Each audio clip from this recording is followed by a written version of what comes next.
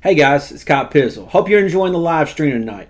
Thank you for being a part of the Cop Pizzle YouTube page. Thank you for the likes, the comments, the subscriptions, and as always, allowing me to be a part of your life and entering your home each and every week. I hope you've enjoyed the content this year, and I hope you look forward to future content here at Cop Pizzle's YouTube page. Thank you so much, and as always, go Big Blue. Outside this old world just keeps on. Randy Travis, he's the best. Still the real things are What a found. voice. Hello. Hi. It's when you found the real thing. Think he's as cute in person? Found it. Uh-huh. What I wouldn't give to meet a guy like him. Hey, Julie, want to ring up this Coca-Cola Classic? Thank you. Can't beat the real thing. What's going on, y'all? It's Cop Pizzle. Little live stream action tonight. Figured we'd do one. If anybody wants to come on and chat with Pizzle tonight, you're more than welcome to. Talk a little Giants football, talk a little whatever. It's sad times for Giant fans right now. It's not fun. I'll be the first to tell you it ain't fun. But it is what it is. You got a link to the stream in the comments. Feel free to join in. We'll get this party started.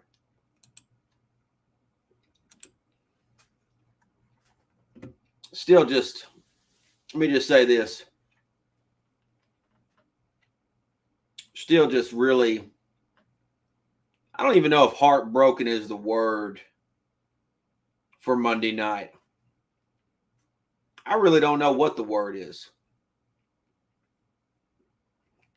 It's like it's literally like getting kicked in the balls. It really is. That's the feeling. Just felt that for the last 2 days. Tuesday and today. Kicked in the balls.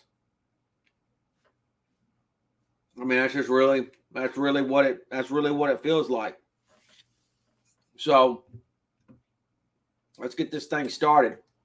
Old friend of mine, Joe got locks. What's going on, man? How you doing? What's up, Joe? So, what do you think about the Giants this year? Like right now, I They think look we're about right as through good the as season. Carson. They look What- about as what good would as you Carson grade them? Wentz.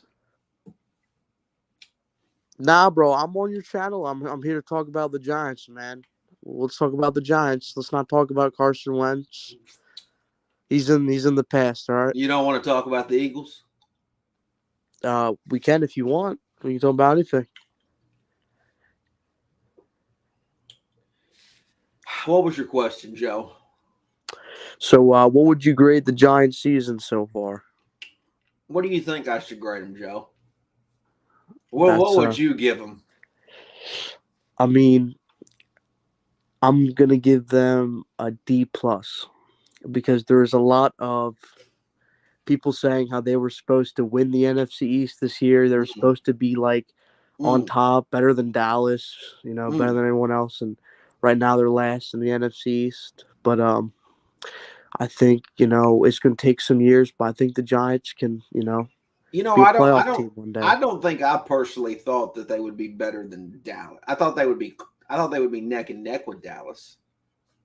Well, I didn't expect Dallas to really play the way they were this year. I didn't really see that. I think that was kind of a big surprise.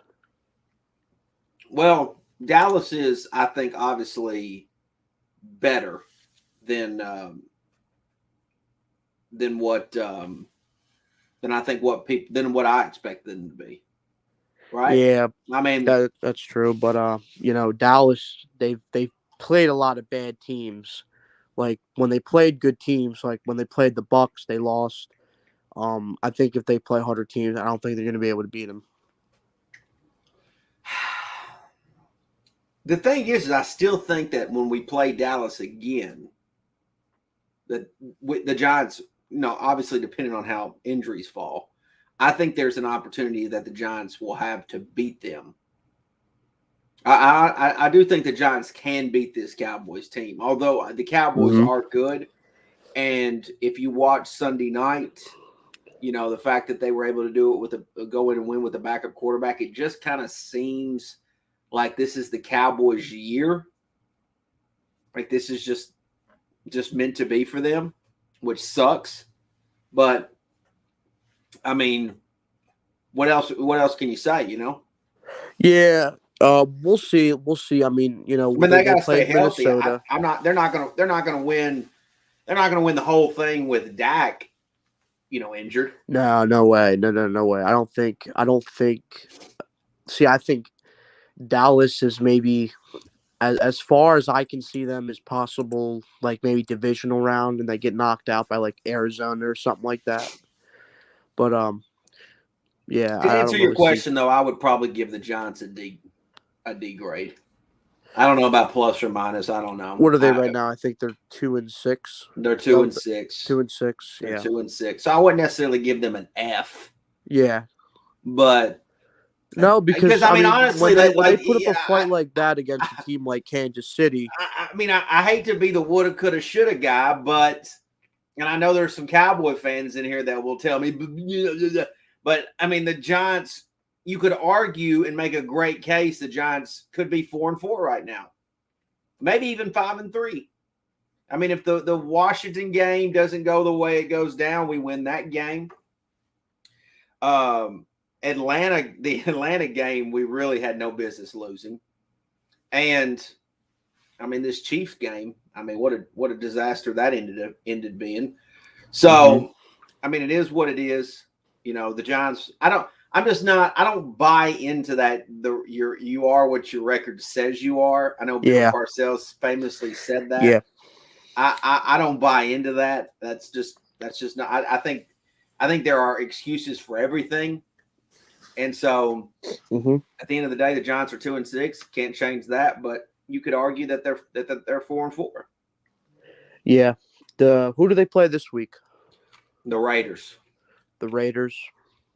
See now, when I watch the Raiders It's a good play time to against, play the Raiders.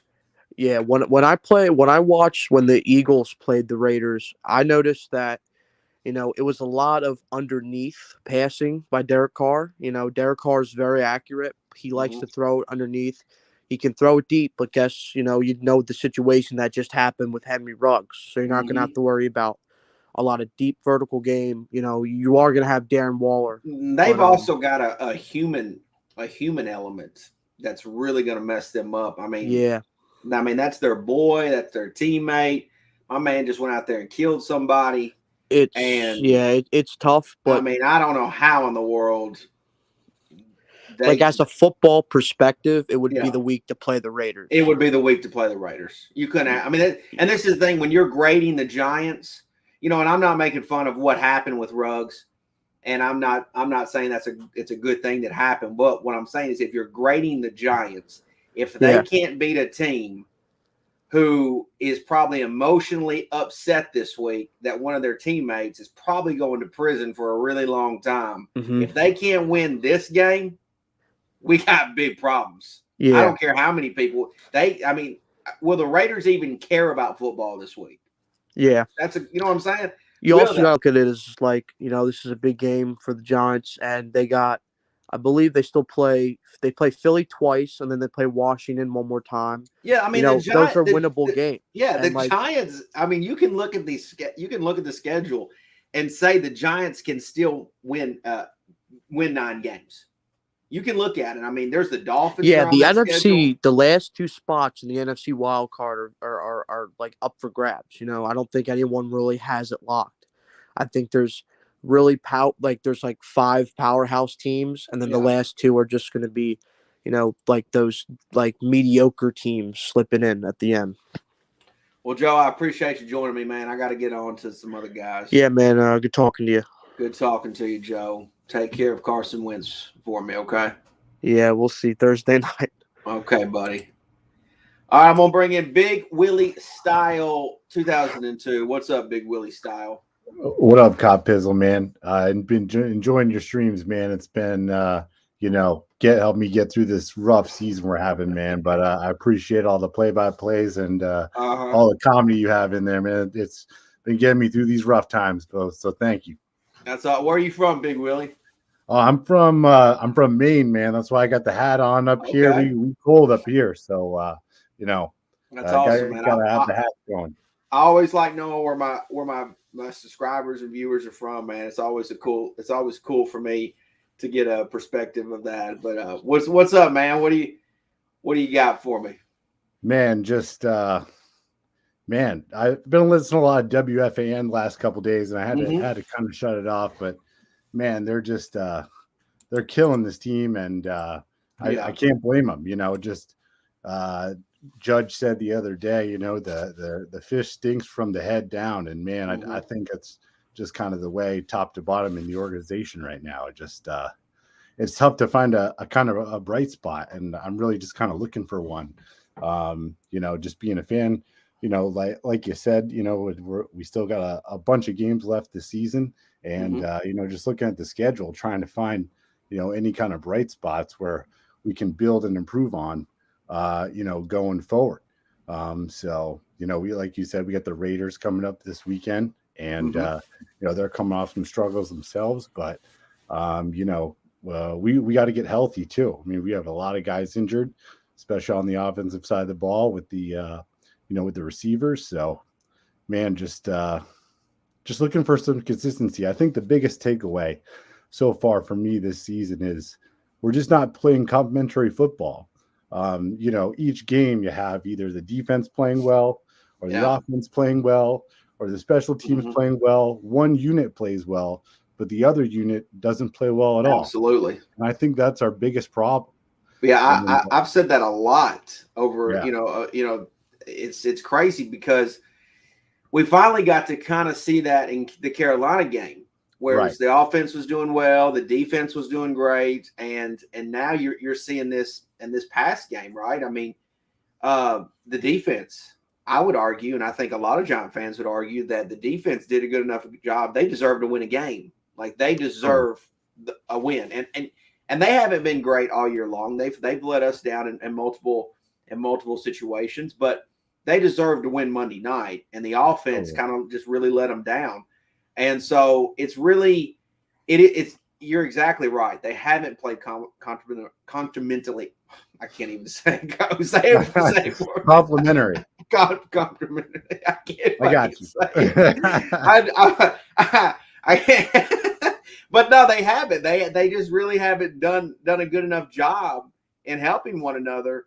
And yeah, it's crazy. In the special teams unit, Graham Gano is so good, and usually they play pretty good on the special team side of things. But yeah, the offense and defense just cannot get in rhythm together at all.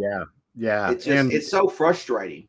Yeah, and another frustrating thing is just the undisciplined play of penalties. Just the penalties at probably the most critical times in the game, is killing this team. And I'm kind of just done. I want to be a Joe Judge supporter. I mean, I want to run the laps for him. I want to buy everything that he says. But if you talk kind of all week or all off season or all preseason of, hey, we're going to grind it out, we're going to be a disciplined team, but then on Sundays you see the exact opposite. It's tough to keep the faith, you know what I mean, and keep buying into that when I see the exact opposite showing up on Sundays when the most critical times in the game. I'm with you. I really don't want to be against Joe Judge. I really don't either. I want to be such a supporter of Joe Judge. I really, really do. But there are times that like the headset comment this past game. Yeah, that's just unnecessary. Like I wouldn't think Joe Judge would stoop to that. You know what I mean? I think I don't know. You just don't ever, when you think about great head coaches, right? I don't hear that from them. Yeah, Belichick saying that. I don't think you would ever hear Bill Parcells saying that. I don't think you would ever hear Tom Coughlin saying that. Yeah. It's just it just didn't make sense. And I look, I mean, I understand he's probably frustrated. He's feeling the heat a little bit. Yeah. I don't, and this is the thing. I don't put all the blame on him. I know that this is a hot name and this is a hot topic. I don't put all the blame on Dave Gettleman. I really don't. I just think that the situation at hand for the Giants is just a fucked up situation. And it's hard to understand and quantify why things are the way they are. And you can be mad at Joe Judge, but it's like he doesn't have Saquon Barkley playing. He does. They put faith in Kenny Golladay to be a number one receiver. What's he done this year? You know what I'm saying? Be injured. That's what he's done. They've tried. They tried to get the offensive line, to something together. It hasn't stayed healthy. No. It hasn't been anything. And the defense. You've dropped some of the best. And that's part of football. Injuries are part of football. Like at the end of the day, Totally.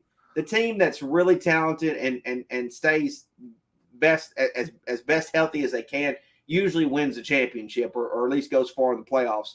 So it's one of those things where only the strong survive. But it's hard for me. It's so weird because it's so hard for me to grade this Giants team. Yeah. And because I don't just look at the record and say, well, this is, they got to go because the record's bad. I mean, I look at everything because I don't know why Giant fans want constant change. That's the thing that bothers me. It's like if a guy's not the guy, then you've got to make change. I get that. But if you're just doing constant turnover over constant turnover, it's not going to change itself immediately overnight. I know some teams have gotten brand new coaches and all of a sudden, but those you have to ask yourself and look at the context and ask yourself, what is their situation versus our situation? Yeah. It is what it is. It's very frustrating. It's hard to look at this Giants team and really understand what's really going on.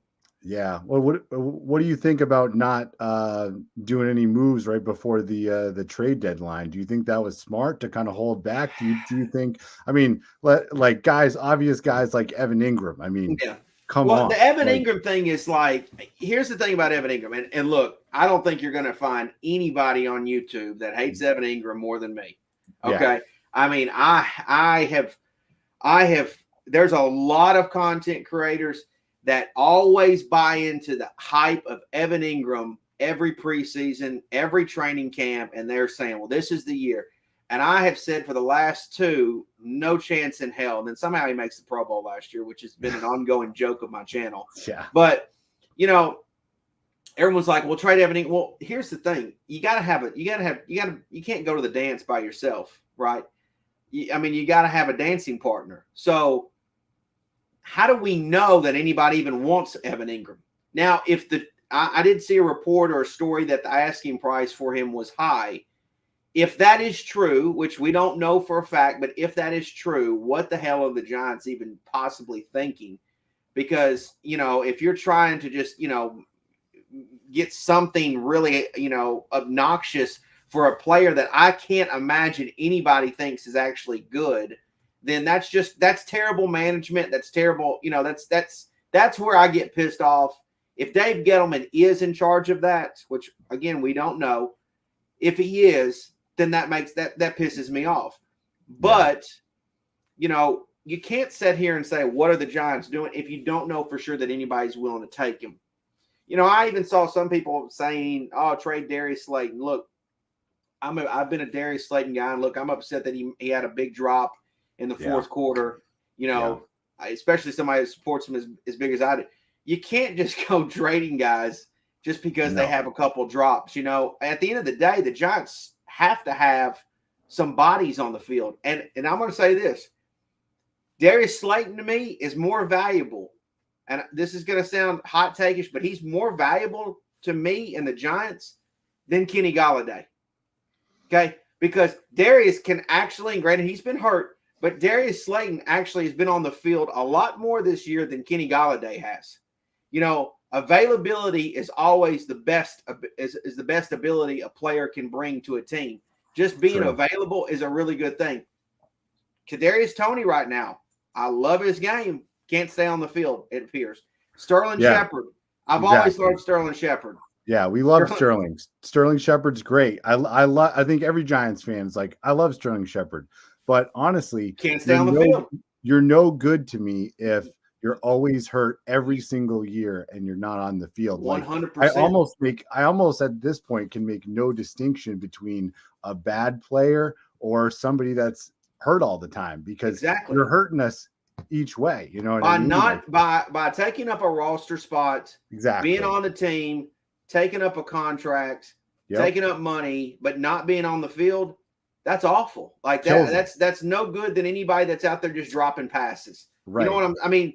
It's like out of sight, out of mind. Yeah, you might say, well, Kenny Golladay doesn't stink. He doesn't stink. Well, he's out of sight, out of mind. You're not even seeing him play. Right. So don't tell me he's good. Don't tell me he's this number one receiver for us when he can't even get on the field. What are you talking about? And not practicing during the week. Like nothing. How are you supposed to get better if you can't practice? The team can't get better if you guys can't practice. It's impossible. So that's what's frustrating to me is like I look at it, and again, Darius Slayton has been banged up this year. So I'm not saying that he's perfect, but when I see content creators or people wherever, you know, having this Darius Slayton hate, it's like, okay, yeah, I get it. He dropped a couple big passes, but again, at least he's out there. Yeah. At least he's trying. At least he's on the field. Yeah. Where's your boy Kenny Golladay? He's in street clothes. Yeah. Where's your Sterling Shepard? He's on the sidelines waving a towel. Like, what are you talking about? So it's like, it's crazy to me that people back people who are always hurt and not available. And again, like, I understand you're not going to like that tape, but it is what it is. Like, you know, I have to call it like I see it. Right. I mean, like this week against the Raiders, I'm trying to think like, okay, what receivers do we have that are healthy, that are going to be ready to go for the game? You know what I mean? Maybe Kadarius Toney. I hadn't seen an update on his hand, but it looks like his hand got hurt during the game. He came back out, but a hurt hand, I mean, you kind of need your hands to catch the ball. So, you know, you got to watch it there. And, you know, plus he's a smaller guy. Yeah. You know, we don't want to have him all of a sudden be kind of the go-to guy, put all of his stuff on tape, and now teams are double, tripling him, taking that away. And then now we don't have another receiver to rely on, you know, Colin Johnson, John Ross. I mean, these are guys that, you know, like John Ross. Yeah. John Ross is a great example. You're relying, right? And the Giants are relying. Right. And this is a thing that I can't, it's hard for me to judge Joe Judge and Dave Gettleman, because you're relying right now on John Ross, who is considered a bust with the Cincinnati Bengals, who is trying to come to the Giants, revitalize his career, restart something. You're relying on him because that's the guy who can actually get on the field for you right now. Right. That's the reality. Yeah. And so you can tell me all about Saquon Barkley, Kenny Golladay, all these great names, and it sounds great, but these dudes aren't playing. They're not on the field. They're not there. No. Like that's what's crazy to me. So, you know, it is what it is. You know, the Giants, you know, they can't stay healthy. They just can't. I don't know. I know that it's hard to, I don't want to make that excuse. I want to watch these dudes play. Yeah, it's a systemic problem. I mean, just year after year, the guys getting hurt, and I mean, and you can't blame the field. Like people are like, oh, the MetLife Stadium field, the turf is messing up, guys. Well, I don't like. I'm here's the thing, Big Will. I'm gonna say this. I miss old Giant Stadium with the grass. Yeah, I miss that. I always thought it was a cool setting. I thought it was great. I don't understand. Like, here's the thing about MetLife and the field. The Giants play in the northeastern part of the country. Yep. and they've accommodated, they've given this this field, which again we've heard players say it's not any good, Right. which I don't know what the hell that even means, right? I mean, like you'd have to really break it down with one of the players to help understand what the hell they're talking about. But what's crazy to me is the Giants have no home field advantage at all. No. If a team like LA comes into Jersey on a cold November or December day, all they feel is the weather. The field is perfect. Like it's great. I'm sure the field even has heaters in it and stuff like that, so that it doesn't ice over. And the stadium it doesn't have the wind conditions like the old Giant Stadium had. Right? It's the way it's structured. Like to me, like I hate that we have this outdoor facility, and we don't even have any advantage by having it. Yeah, that's what bothers me about it. So yeah, I would we love play better on the road. We're a better team on the road. I'm excited when there's a road game because I'm like, oh wow, we're gonna actually play a lot better. Or I just am more confident on the road than I am at home. And it's just like you said, there's no I'm getting physical element. Yeah. What I was getting at, B. Willie, is the fact that you take a grass field late in December or November, and you take a team that's coming from a dome facility or a nice field that's turf, whatever. Now they got to play on this field, this grass field that's a little chewed up, that's not exactly perfect. Gonna not be as fast. I just feel like the Giants, the MetLife doesn't give the Giants any advantages whatsoever. None. If I go to Louisiana and I go to the Superdome, that crowd is wild, is loud, it's condensed. It's like New Orleans is used to playing in there. Not every team gets to play in there. Every stadium, in my opinion, has to be able to give an opportunity for their home field or their home team to have some type of advantage. You know what I'm saying? So, again, I'm not saying that the field is the reason why Giants lose games. I don't know I'd love to know if it's causing us to have the injuries that we're having because, again, this doesn't make sense to me. I mean, I've been watching Giants football for 30 years, okay? And even when I was a kid, I was really in tune with the Giants as much as I could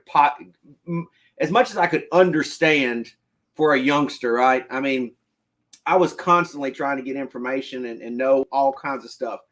But in all my years of watching Giants football, I have never seen them have a string of multiple years where they cannot stay healthy. Yeah. It just doesn't make sense to me.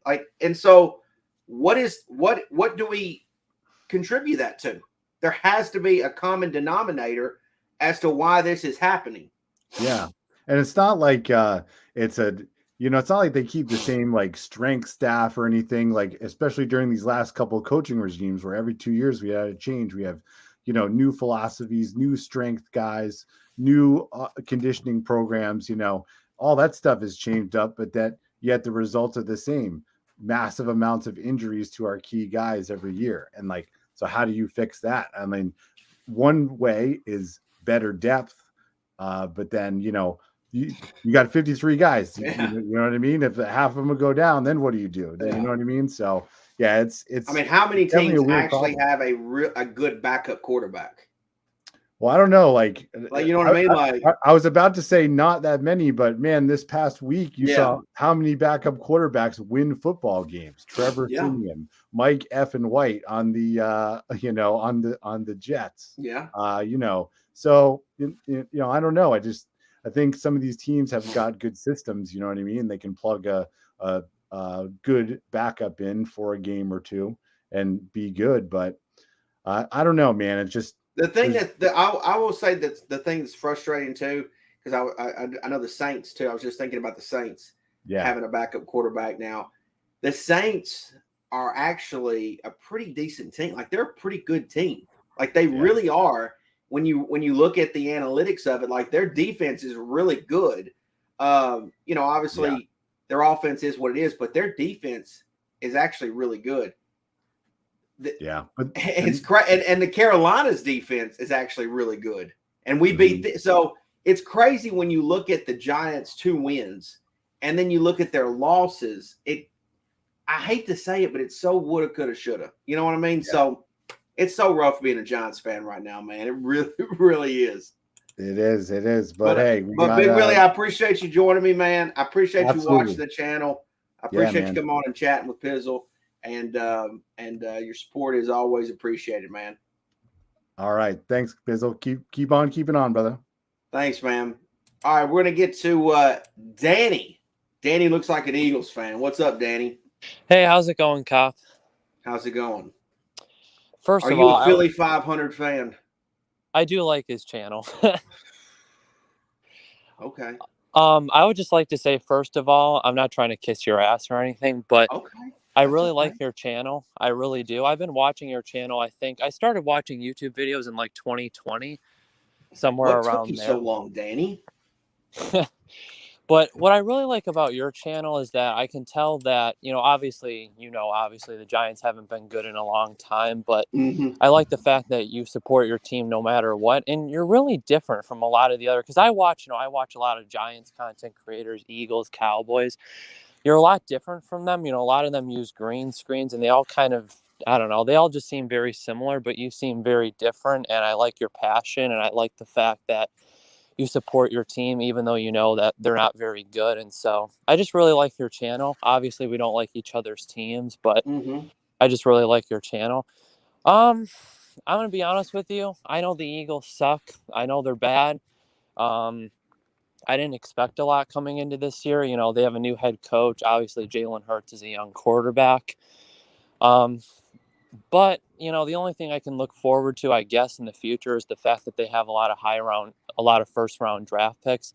Not to say that they'll hit on any of them because our GM's not very good, but I don't know. This is kind of tough because I'm only 20, so it's funny. I actually don't live in Philly. I've actually never been there. I actually live in Illinois. I live about an hour and a half away from Chicago, and when I was a little kid, I saw the Eagles. They were playing the Patriots on TV, and I just fell in love with the team. I fell in love with Donovan McNabb. Was that the Super Bowl? Huh? Was it the Super Bowl game? No, it was like in 2007 when the Patriots were undefeated. Yeah. So that's how I became a fan, and I've been a fan ever since. And, for the most part, they've been pretty successful. And then obviously they won the Super Bowl, and it's kind of tough, especially knowing that they're not very good, but you got to stick with your team through and through. I mean, just like you have. So can I actually ask you a question? Well, first of all, Danny, before you do, I want to say I appreciate your compliments. I honestly, that means a lot to me. I appreciate it. And I do try to put as much, flavor to this channel as I possibly can. I'm not I know how to do green screens. I know how to do all that. I mean, I could participate in that, but I've always thought that it kind of it doesn't give you an authentic feel, if that makes sense. For me, I kind of, as you can see in the background, I kind of live it 24/7. And so to me, my walls are kind of already my green screen, if that makes sense. So I know it's a very new school kind of approach that it's not only just a football content, but there's a lot of content creators all over YouTube that you use green screens. And for me, it's just never been something that I've been really, excited to use or even participate in. But, and as far as you not being in Philly, I think that's one of the things about my channel that I try to push is that you don't necessarily have to be from the location in which your team, is from. Matter of fact, I think it's harder to be a fan of your team when you're not at that in that location. Like, not to say that those fans are better than the hometown team or hometown fans, but I mean, you've got to work to be an Eagles fan, right? In Illinois, it could, your friends you probably have a ton of friends that are probably Chicago Bears fans, and you'd love to probably make that transition and have fun with your friends.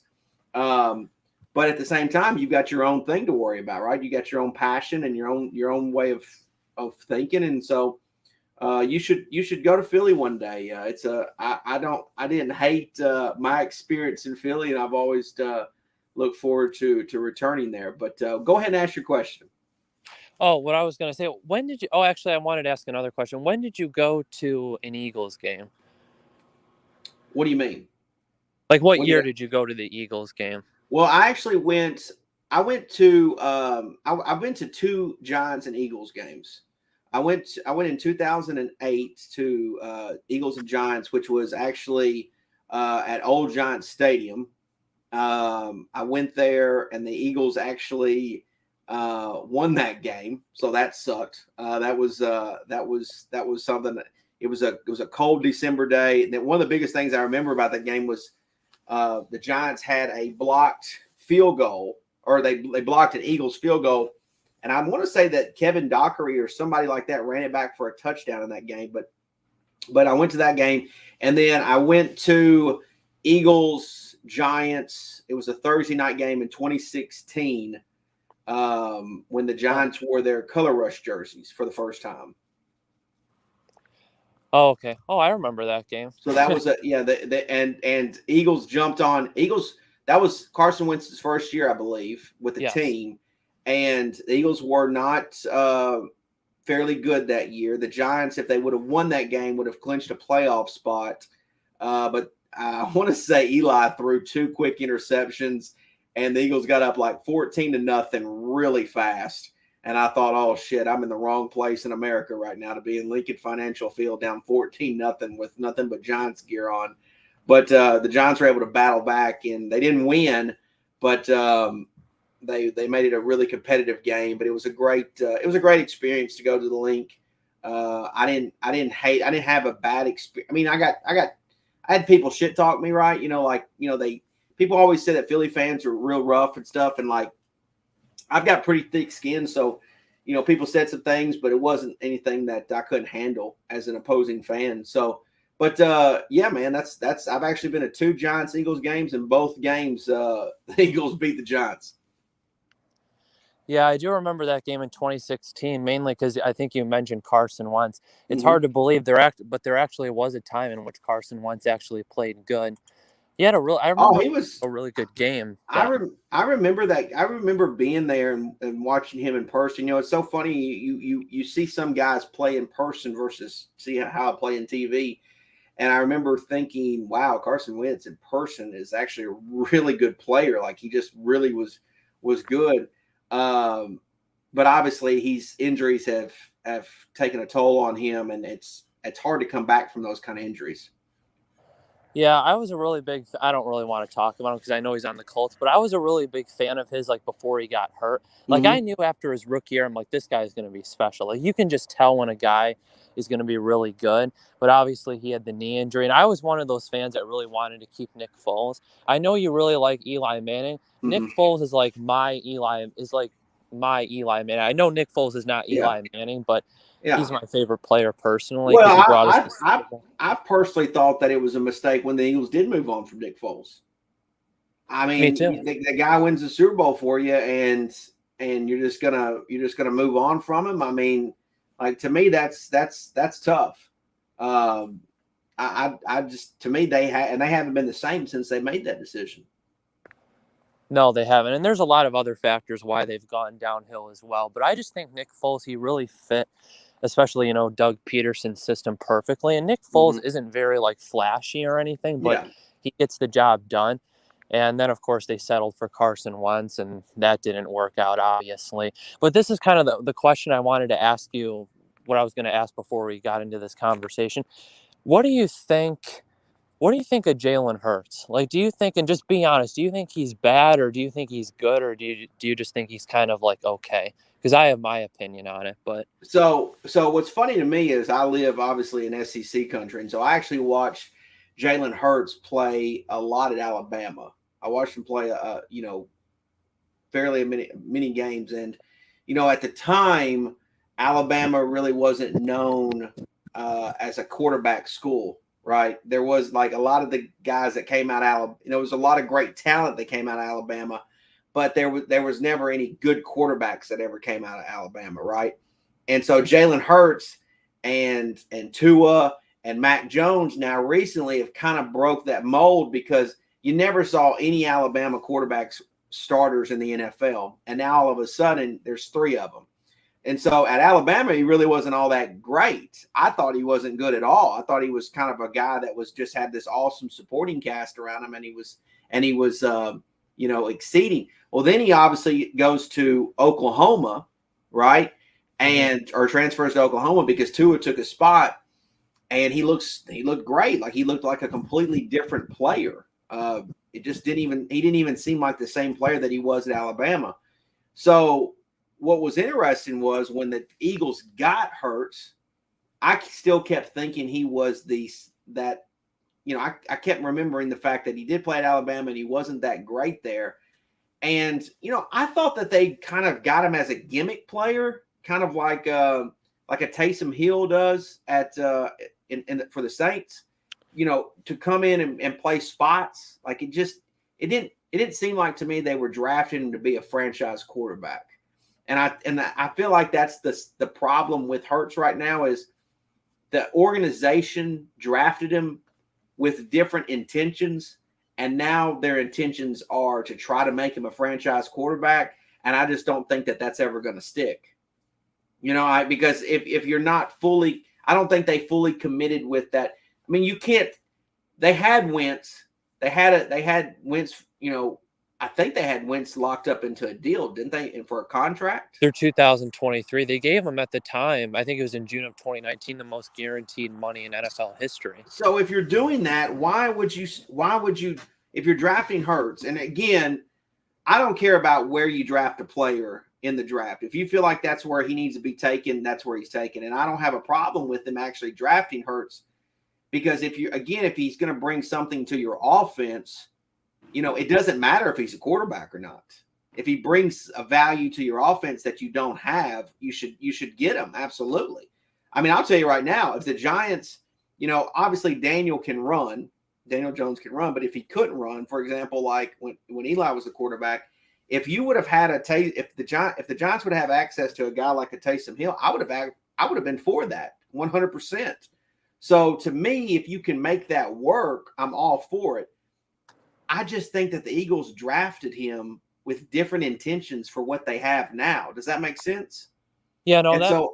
So I don't know how anybody in the front office actually views him as a true franchise quarterback because I don't think that's what they intended for him to be. Well, when they drafted him, why it was so confusing is because, as you mentioned, they locked up Carson Wentz. But they took Jalen Hurts in the second round, and you just don't see teams use second-round picks on players that are going to be backups, but because of all the money that they committed to Carson Wentz. And as I told you before, I wasn't like the biggest, I liked Carson Wentz, before the injury, but I just feel like after that injury, he was never quite the same player. Mm-hmm. But, you committed so much money, to Carson Wentz, and then you take a quarterback in the second round. I think they drafted him. But if you draft here's the thing, though. If you draft a quarterback in the second round and you sign him to a rookie deal, okay, you might be okay. You might be able to hang on to him for 3 years and gain value look what the Patriots did with Jimmy G. I mean, they had Brady. They were, I guess, thinking about moving on, and they get Jimmy G. Well, they're able to, they flipped him to the 49ers, and obviously Jimmy G plays, but he's about to probably be replaced. So I actually don't, it's so funny because I think a lot of Eagles fans criticize that move, but I don't think that move was necessarily that bad. Again, it depends on how you view Jalen Hurts, if you view him as a good player. If they viewed him as a good player, to me, it's not a bad thing that they drafted him there.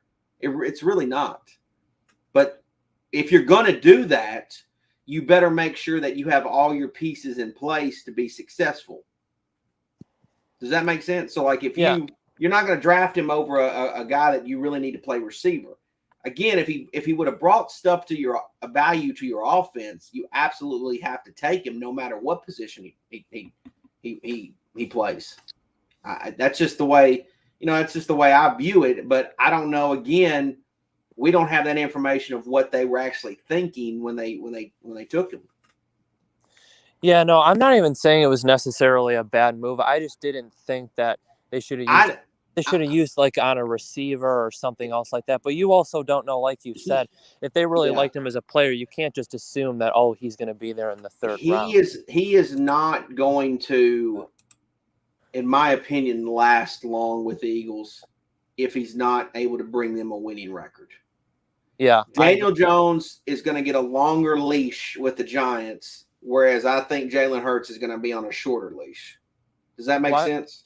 Yeah. Well, I've heard rumors, and again, it's only early November, and I'm not the type of fan that pays attention to this stuff until the offseason, but I've already heard that the Eagles, that they wanted Deshaun Watson. There were rumors that they wanted Watson, So there's been rumors that they want, that they wanted Deshaun Watson. There's been some stuff about Russell Wilson. I mean, we don't know, if he wants to leave Seattle. But then there's also been rumors that they might draft a quarterback, and they have the Dolphins' first-round pick, and I think the Dolphins hold the third overall pick right now. So I kind of agree with you. I mean, my opinion on Jalen Hurts is I think he's a really good guy. He's obviously a really good athlete. I don't think he's that good of a passer. I think he could be successful in the NFL, but I don't think he'll ever be like an elite quarterback or anything like that. I don't think he's a franchise quarterback. I think, he could be a solid pro in the NFL in the right system, but I'm not sure, like you said, if I'm going to be honest, I know the Eagles are going to have a losing record. I just, some Eagles fans, I know we crushed the Lions last week, but the Lions are just that bad, but I don't see them having a winning record.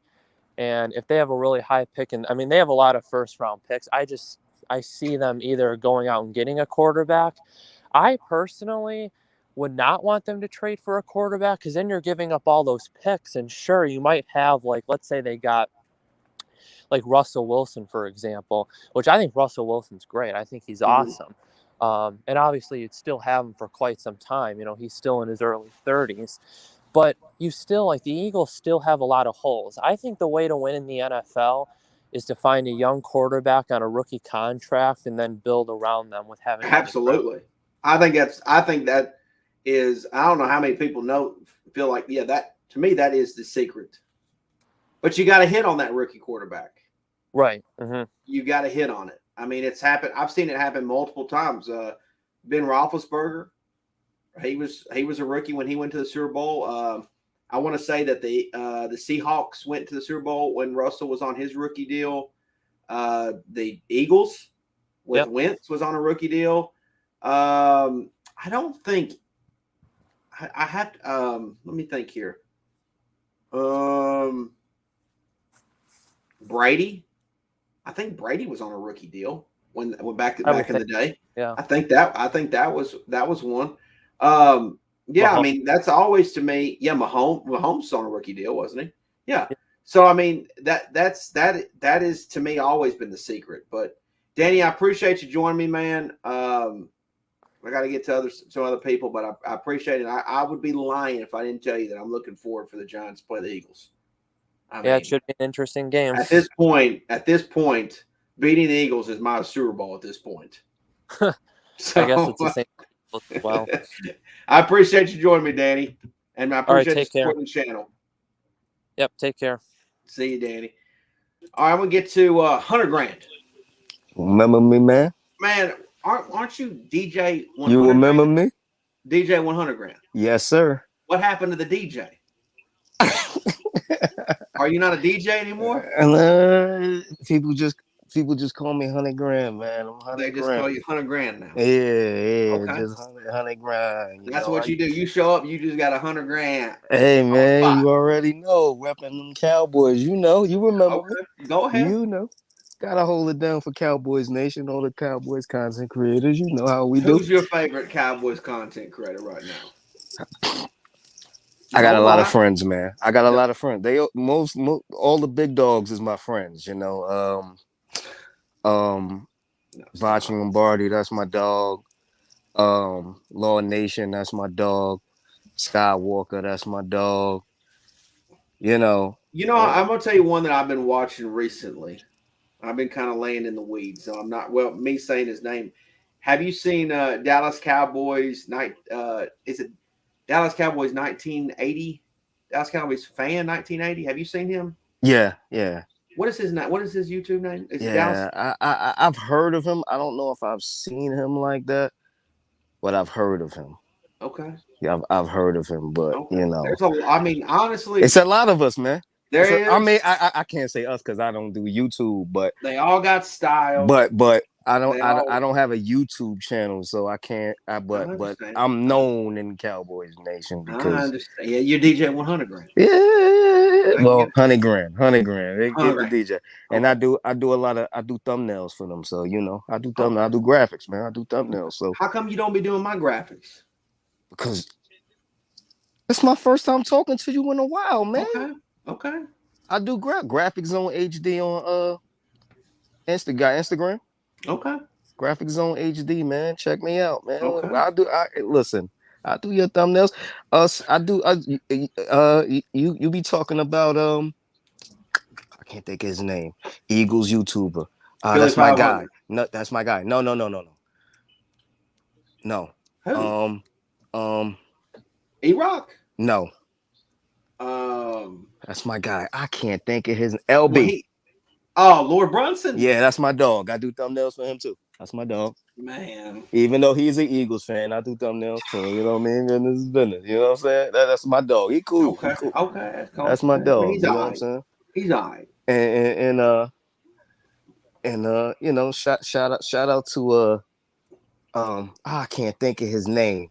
Back in the day, TTC guy. I can't think of his name. Cowboys YouTuber back in the day, TTC. I'm pretty sure you beefed with him. Can't think of his name. Dude, bald head, glasses. That's my dog. Not Halen. No. Crimster? No. Bald head, glasses, back and forth. He used to y'all just I can't think of his name. Not J-Wad. Nah, not J-Rod. Keep on going. Simons. That's my dog. Shout out to Simons. That's my dog. You naming all the brothers.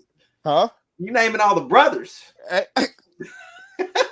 Come on, man. Don't do that. Don't do that. No, I'm don't do that. No, I'm one of you cats. Don't do that, man. I'm one of you cats. Come on, man. Don't do that, man. How long we been going back and forth? Even though we ain't speaking a minute. Come on, man. I'm just messing with you. Go ahead. You know what I'm saying? Yeah, no, I dig it. But I do your thumbnails too. Listen, man. Okay. I'm not. What you want? Yeah, I don't like your team, but what did you want to talk about, Hunt? Business is business, man. What do you want to talk about? Two things. Okay. We stayed with Jason Garrett for like 10 years, right? So let me. Okay. You know what's funny? Because I know where you about to go with it. I've seen. So it's so funny. I have a lot of Cowboys people that comment on my page that are Cowboys fans, and it's funny because I think there's a lot of Cowboys like typers that want me to be a Cowboys fan. You know what I'm saying? Like they really want me to. They wish I was a Cowboys fan. I'm not saying that like in an ego way. They just they like my channel. They hate that I'm root for the Giants. They wish I was a Cowboys fan. They always come to my channel and they always say, "Listen, Pizzle, I don't hate you, but you got to get rid of Jason Garrett. You just got to do it. You got to move on. Like you got to let it go." And it's so funny because when I read these comments, I'm like, man, they want they don't want to see me go through this struggle. You know what I'm saying? But I'm having to go through it. So is that where you about to go with this? You gonna tell me that Jason Garrett is a problem? I ain't gotta tell you. You know already. You done been through 2 years. If you can't figure that out by now, then I don't know what to tell you. I can't be a brother. You can't tell me from watching Jason Garrett with the Cowboys for 10 years, going through what we went through, in these 2 years that you had him, that you haven't came to the conclusion that this is the same product. You know what's this the same product. I will tell you what's funny, okay? I thought that Mike McCarthy was not a good hire for the Cowboys, okay? Because I kind of thought like, oh, well, that's just another guy that Jerry can kind of own. You he can kind of control McCarthy, like, because like, and I don't know how old you are, Graham, but there was a time, obviously, Bill Parcells was the head coach of the Cowboys, and I think that and Jimmy Johnson and Barry Switch, and I think those were probably challenging times for Jerry because those coaches were kind of alpha males, like they weren't going to be told what to do. They're going to run their team. It's their team, and Jerry's just going to pay the bills, right? And Jerry seems like a kind of guy as an owner, which I actually don't hate Jerry Jones. I actually think if I was an owner in the NFL, I would be just like Jerry Jones. Like I'd be hands-on, always talking, always this, always that. He's a fan. He's a fan at the end of the day. Yeah, like I don't know how you like. I hate the Cowboys, but I don't hate. He's Jerry a fan. Jones. You know what I'm saying? Like, and he's metal. Yeah, he's a cool. Look, everybody would like to have a drink with Jerry Jones. Okay, so here's the deal. Like, I thought that McCarthy was going to be a bad thing because Jerry was just going to control him. But it's obvious when you watch the Cowboys, especially this year, like they're a damn good team. Because Jerry and Stephen Jones stepped back. I think Stephen made Jerry step back. Exactly. And see, you're not a Cowboys fan. It's great that you're not a Cowboys fan, but you saw that. No, I see it because I think son finally told dad, like, you need to chill. Exactly. And he's been doing that. Yes. And what people don't realize is Stephen Jones has been slowly taking control of this football team. You see what I'm saying? Well, I mean, I watched the HBO series Hard Knocks this year. And I noticed that anytime they had big meetings, Stephen Jones was in there with Jerry Jones. He's been there. Yeah, like he's there. Like, I mean, he's in the damn helicopter that's being flown to the stadium and circling one time, right? Like, hey, the Joneses are here. So like I 100% agree with what you're saying. 100%. He's been there even when Jimmy Johnson and them was there. He was there. Yeah. I mean, you know what I'm saying? Yeah. He fought with Jerry when Jerry wanted to sign Michael Irvin, I think it was, to a big contract, and I think Stephen was like, "No, what are you doing?" Here's what's frustrating because a lot of these franchises, the Giants are a great example. They were bought by men a long time ago, right? That have had these, and then they passed these franchises down to their kids. Right. And we're in that situation right now where we have somebody running an organization whose dad's dad who bought this organization, ran this organization. And it's so funny because like you see these great companies, right? And their kids end up just running into the ground. Because they don't know what they're doing. They don't know what they're doing. And so so my point being is you can't control that as a fan, right? Like no. You're just kind of stuck with that. And if a guy like Stephen Jones, for example, because I mean Jerry's not going to live forever, right? If a guy like Stephen Jones knows what the hell he's doing and has a different perspective than Jerry, then the Cowboys will probably succeed. Exactly. Exactly. And again, I don't blame Jerry Jones for the things that he did. But see, Stephen Jones first really started taking over. He started taking care of he's the book guy. He's the money guy. He's like, this person ain't gonna get a contract. That person gonna get this. And we started loving him because he got us out of cap hell. So we was happy 2-3 years ago. Like, yes, we're not in cap hell anymore. Let's go. You know what I'm saying? But the thing about Steven is Steven's not going to say, it's not going to be like, give this guy a big contract. Stephen Jones is the penny pincher. He don't want to pay nobody. That's Stephen Jones. And sometimes we be like, come on, man. We want to get this guy. Come on, pay this guy, Stephen. So it's not like Steven's the greatness over here. Like, we got our gripes with Stephen Jones. But the one thing we like about Stephen Jones is, See, it's parts to this thing. You got Stephen Jones and you got Will McClay. See, you might don't even know who Will McClay is. Why are you breaking down Cowboy shit over here? No, I'm telling you this because I see your Giants, and what you have to understand is it's a structure. Will McClay is the personnel guy. He's the personnel guy. That's what he does. Foundation of the And he house. picks the team. He Yeah. picks the players in the draft. He's amazing. Amazing. All that talent you see, that's him. What's your second point? I know I'm making you sick right now. My second point is, see, when I say structure, you guys get rid of coaches too quick. He's about to be gone. Joe Judge is about to be gone. Am I right? And he's only been there 2 years. I don't think he's going this. I think he'll at least get for sure one more year. But he can't have another year like this. And the reason why I said this, because Mike McCarthy, last year we were bad too. Now all of a sudden we turned around because I don't think his culture. That got hurt.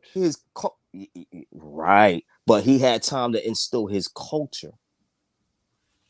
You see what I'm saying? Yeah, it's a whole different Dallas, but it's from the top down. Do you think it's from the top down with the Giants? Like, do you think the Maras are like, Joe Judge, handle your business, man? Top down. I don't know what they are at this point. Because Mike McCarthy picked his own staff.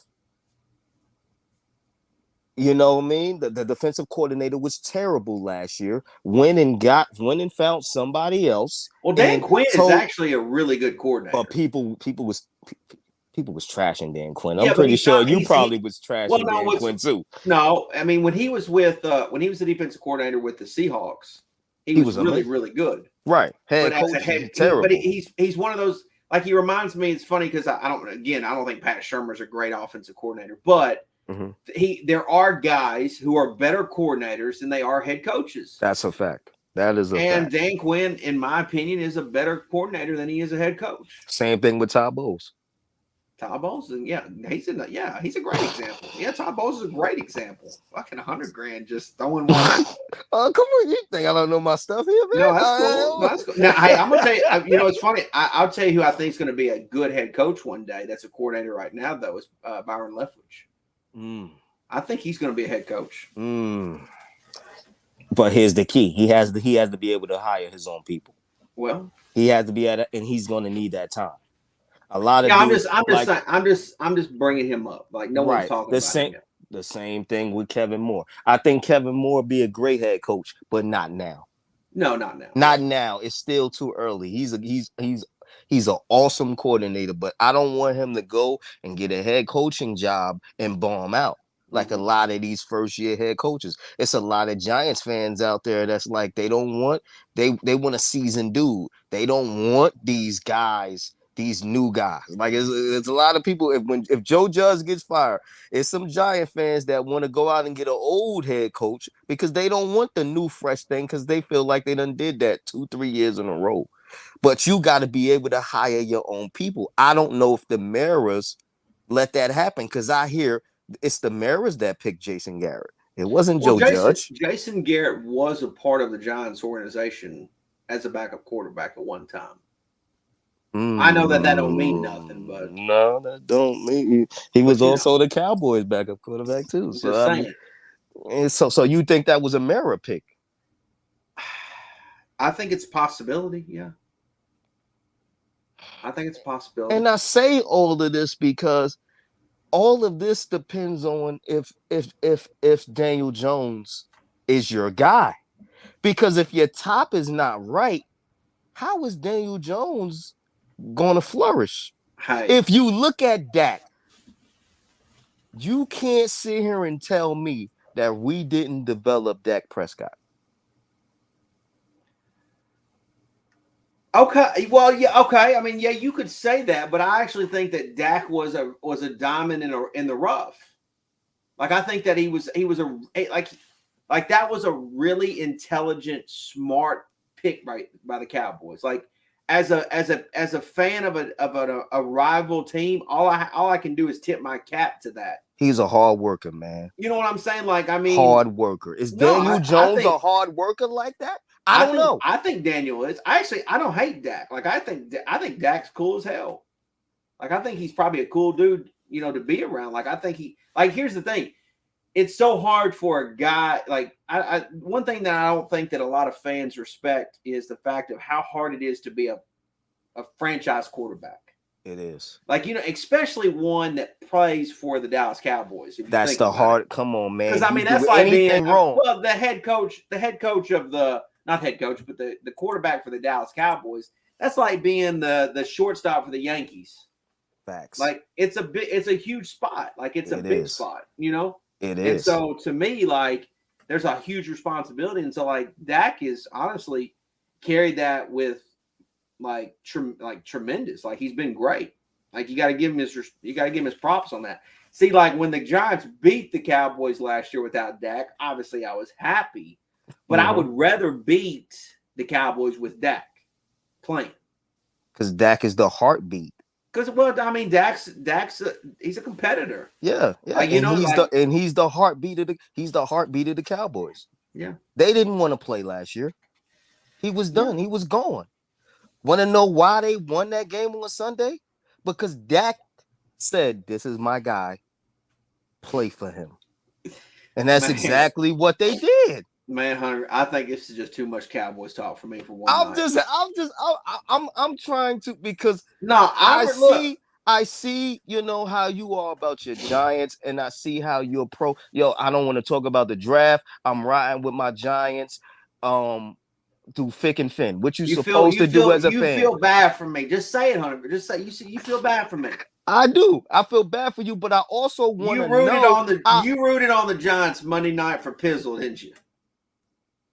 Yes, I did. I wanted to see y'all win because in the grand scheme of things, it didn't hurt us anyway. But I just didn't hurt us anyway. You just want a little competition. You know what I'm saying? Unfortunately, there's going to be no competition there. And to be honest with you, Cowboy fans knew this from training camp. Okay. We knew this from training camp. And here's the thing. Here's the thing. I don't know how it was with y'all in training camp, but in training camp in Cowboys land, they said in interviews, we supposed to win the NFC East. In fairness, we're not even. Grant, in fairness, isn't that always with the Cowboys? It's different, and I'm gonna tell you why it's different. No. I get what you're saying, Cowboys fans. Oh, we gonna win the Super Bowl every year. We them boys. You already know, but it's different this year because the culture is different. The culture. And that's why I'm trying to get with the Giants. Do you feel like the culture changed when Joe Judge came? Like, I thought it did. Yeah, absolutely. I thought it did. That's big. And that's what people don't understand. Your culture has to be right. We just cut a guy because he had an offsides penalty in the last football game. An offsides penalty when we had him on fourth down and they was punting us the ball.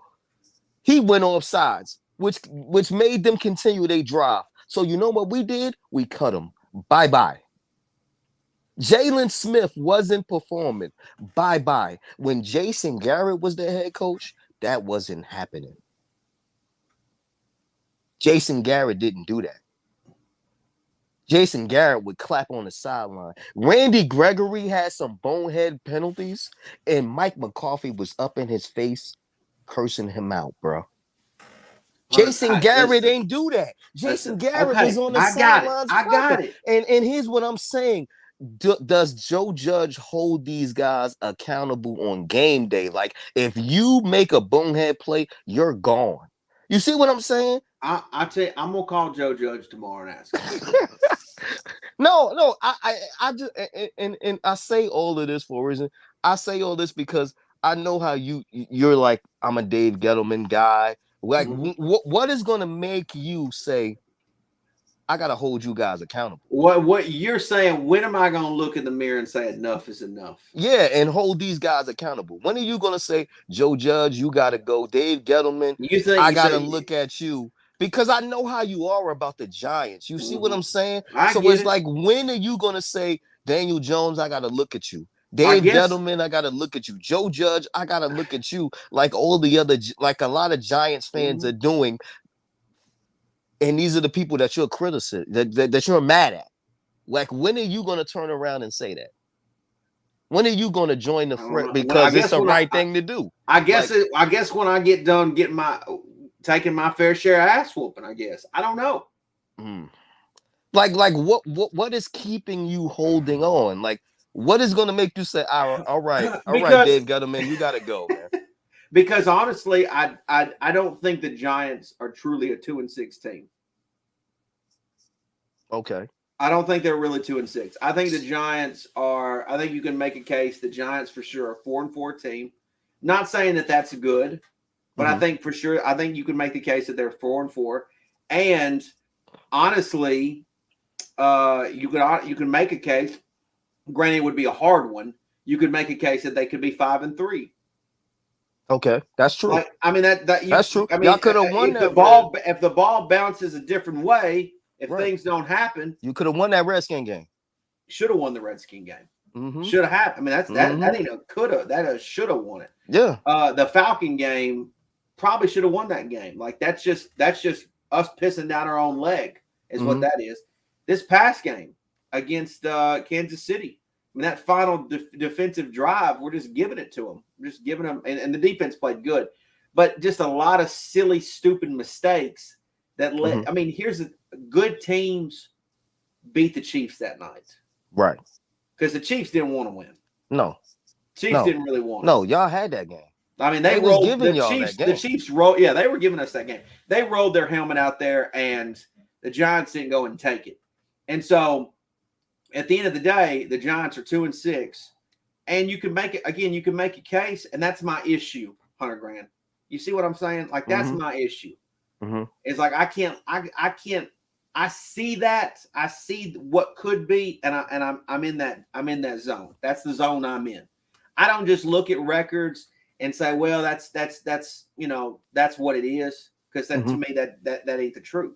No, it's not about record. When the Cowboys had that terrible season last year, we seen what our team could. Let me ask you this: when the Cowboys were finishing 8-8 a bunch of years in a row, did you say the same things that I'm saying? Where we could have been 10-6.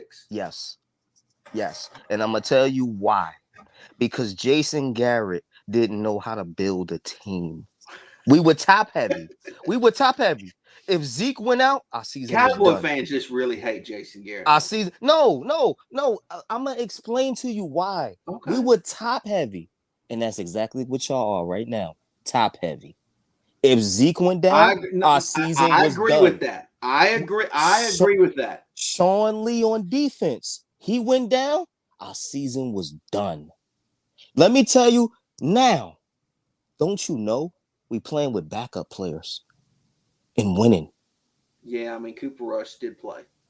I'm not talking about Cooper Rush. You know who I really like for them, who the Cowboys, I'm going to tell you, I like Wilson at receiver. And let me tell you something. Don't you know he's the 4th receiver? I know. But that's what I'm saying. I like him. I like him. But what I'm trying to explain to you, look, if I just gave you CeeDee Lamb, I mean that's okay, anybody can give you that, right? But that's death.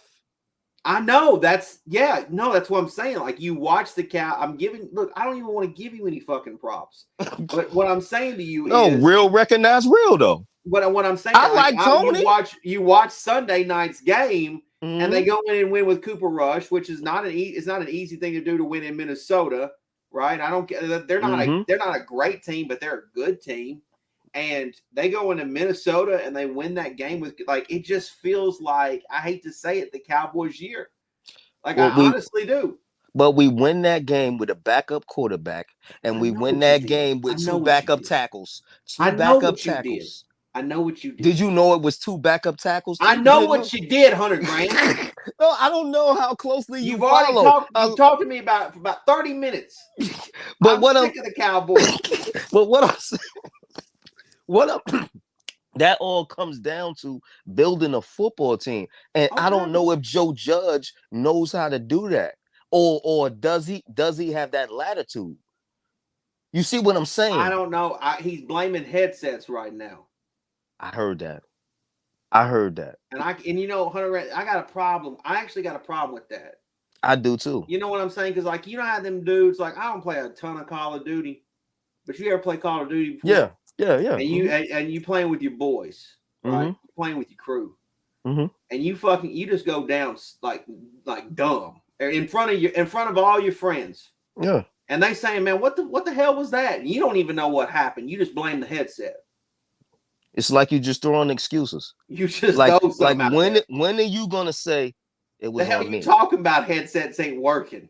When are you gonna say it's on me? That's why I'm talking about the culture. Like I heard. But you know what I'm saying? Like you got to have a team. Like fuck the headsets. That just roll out there and be able to know what the hell they're doing. I agree. That's what I'm saying. When Joe Judge came to New York, he was a hard-nosed guy. He's making guys run laps. He ain't taking no shit.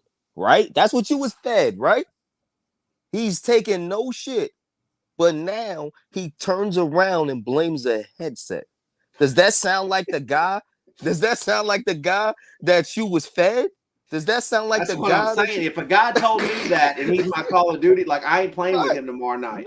Right. That's I'm not playing with you tomorrow night because you talking headset bullshit. But like, we trying to get this win.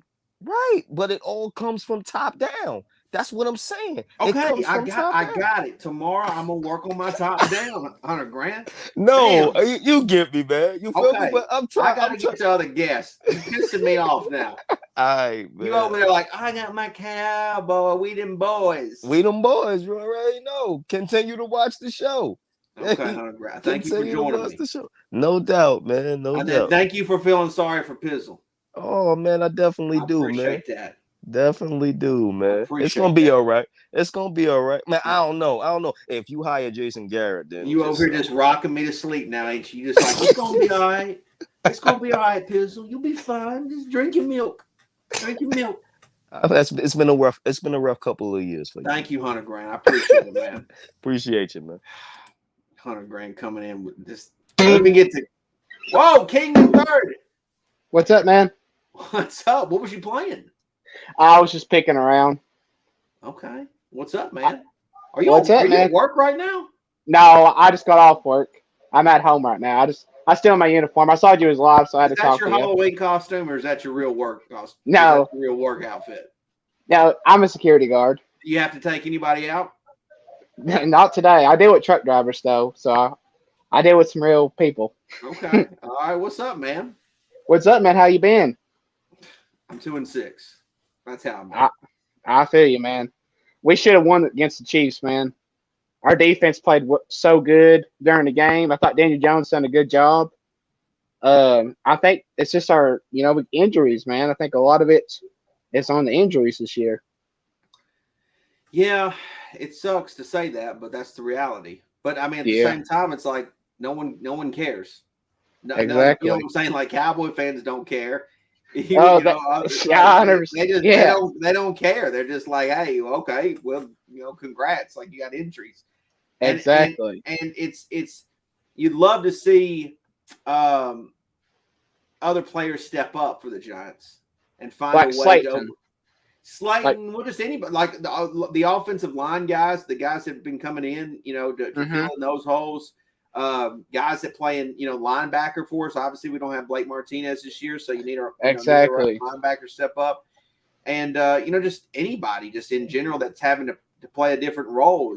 I thought it's so funny because Booker played running back for the Giants on Monday night. I thought he had a pretty good game filling in for Saquon, but I mean, he did very good. It's like, what would Saquon? What would he have done if he was 100%? So it's a lot of woulda, coulda, shoulda, but unfortunately, that's the deal with the Giants right now.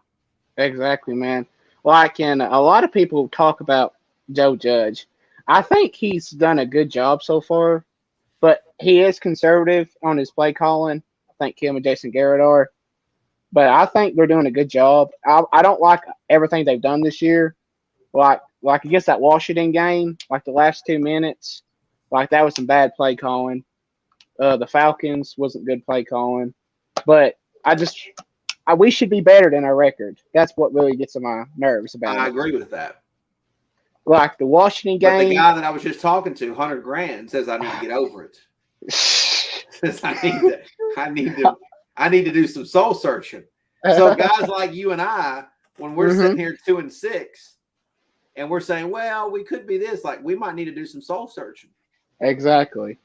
Which I think the Giants can win every week. I know, right? Isn't that a terrible disease? I know, but think about it. We went toe to toe against the Chiefs, and we could have won against the Chiefs. Yeah. If we just had better play calls, man. It's just We just had better execution, at the end of the game. Yes. Like I think Kadarius Toney, is that his name? Toney, yeah. Yeah, he's done really good this year for the Giants. When he's been able to play. Yes, and that's the thing with our players, man. Like our offense, it's like Sterling Shepard. Okay, he's a good receiver, but when he's healthy, he stays hurt all the time. Saquon Barkley, he's the same situation. He stays hurt all the time. Evan Ingram's a scrub. He can't catch the ball half the time. But Booker's been really good for the Giants. Slayton has been really disappointing this year to me. I think he should be an outstanding player for a wide two. Another one, Galladay. Like we picked big money on him, and I think he stepped up on week 4 and in the Saints game, but then he got hurt in the Cowboys game. It's like, come on, it's just gets to me. You know, Kingman, I thought I had a Southern accent. Yours is pretty thick. I'm from Kentucky. I know you. I know, and you got a thick one. I mean, that's every time I hear you talk, I mean, it's pretty damn thick. Yeah. Well, you're from Kentucky, ain't you? No, I'm in Kentucky a lot though, but I'm in Tennessee. But I am in Kentucky a lot. But I appreciate you joining me, Kingman. All right, man. Hopefully the Giants get it turned around, man. Against the Raiders this week. Yeah, hopefully. Me too. All right, if our defense plays. Stay safe, man. You too, man. You got that security job. You don't want anybody put up the dukes. Let's go. Thanks, Kingman, man. It's good. He's just a good overall dude. What's up, Robert? How you doing, man? How you doing, brother? How's it going? Good. Hey, real quick, I want to get something out of the way. It's all about the marathon, not about the sprint. So, one word of encouragement. I think I'm about your age. So I've been watching football for 30 plus years. Okay. The 2011 season, I believe. I remember. And I'm talking about your Giants. You know, that was a back and forth season for you guys all year. But remember, when the money was on the table, I remember that Christmas game against the Jets. That New York Giants team, and this is me, an Eagles fan talking, that New York Giants team came out, and when the money was on the table, Christmas Eve, I believe, or Christmas Day versus the Jets, you guys went on a run. They catapulted you to the Super Bowl. So I say that to say this. Okay. Are the Cowboys winning right now? Yes, they are. Are they playing good? Yes, they are. Have we seen this movie before? Yes, we have. So I would say to all Cowboys fans, enjoy it, but don't put on your zippers just yet. Yeah, I mean, look, I agree with that. I understand we've seen, but here's what I'll say, and I hate saying this because, you know, it just feels like I have this weird feeling. Do you remember when, of course, these guys that, when the Eagles went on to win their Super Bowl, and what was it, 2017? Yeah, it was 2017. You know, they had a run going on, and they kind of got a little lucky where they were able to stay healthy, and some teams weren't able to later in those playoff games. But right,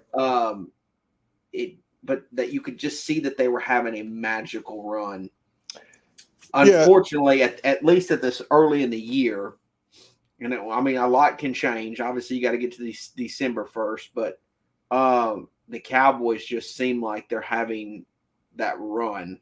It's frustrating to watch as a Giants fan because I remember how much it sucked to watch the Eagles win the Super Bowl. And I'm not saying the Cowboys, in my opinion, are the Super Bowl favorites right now, but it nothing seems to be slowing them down.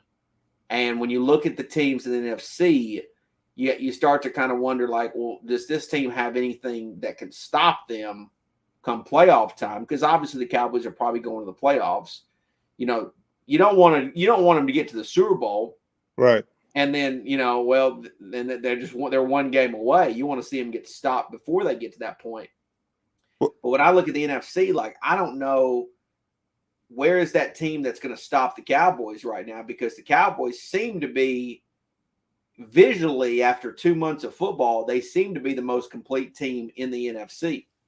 Well, they definitely have a dog in the fight, and for sure. Cowboys, if it's one team I can't stand watching, as a matter of fact, I went to the game and saw that massacre that they put on us. But, they have a dog in the fight. But if you ask me, one team that I think about, one of several teams in the NFC, they can give them trouble, and they just picked up Von Miller. Mm-hmm. It's the Los Angeles Rams. They are going to be a problem. Potentially. Because I think that if the Cowboys don't get the 1 seed, remember, this year is different. It's 7 seeds. It's not 6. Mm-hmm. So if they don't get home field, they got to go to Green Bay, which Cowboys fans dread that number 12 man. He's the boogeyman for the Cowboys. Yeah. I live in Texas, so anytime I mention Aaron Rodgers, you could see the cringe on their face. So if they have to go to Green Bay and not catch footballs in the playoffs like they usually do, or if they have to go on the road to Tampa Bay and face the other boogeyman, number 12,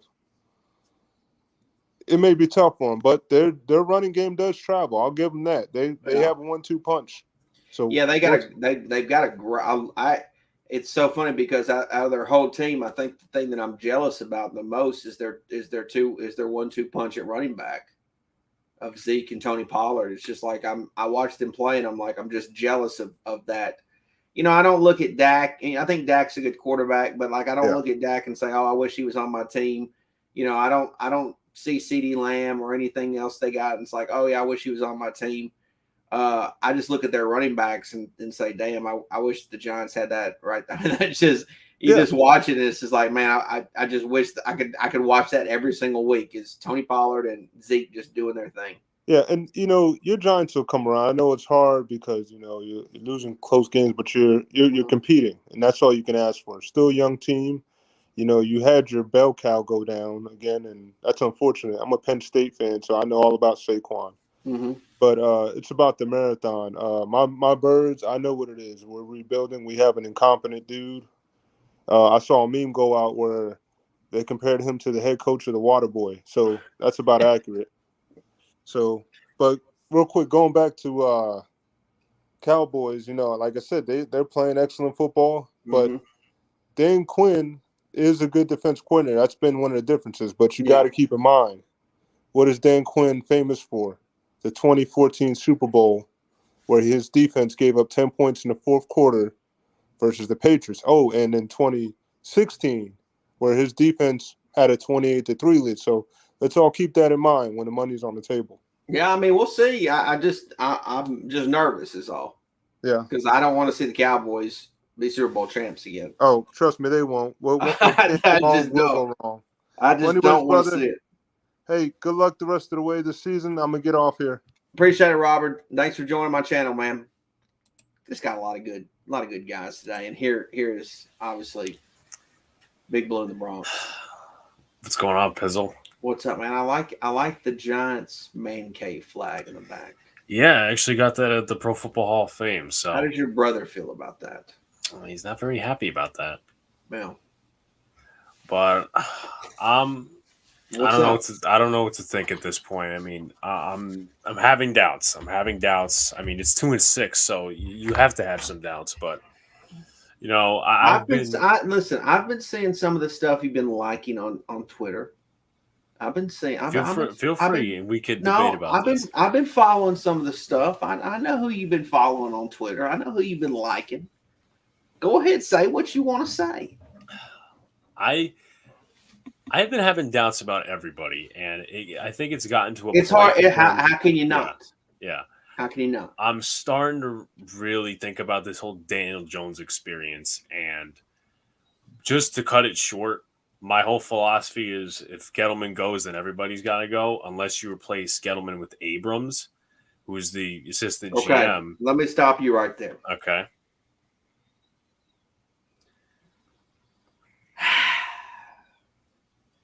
It's tough to say this. It really is. It really fucking is tough to say this.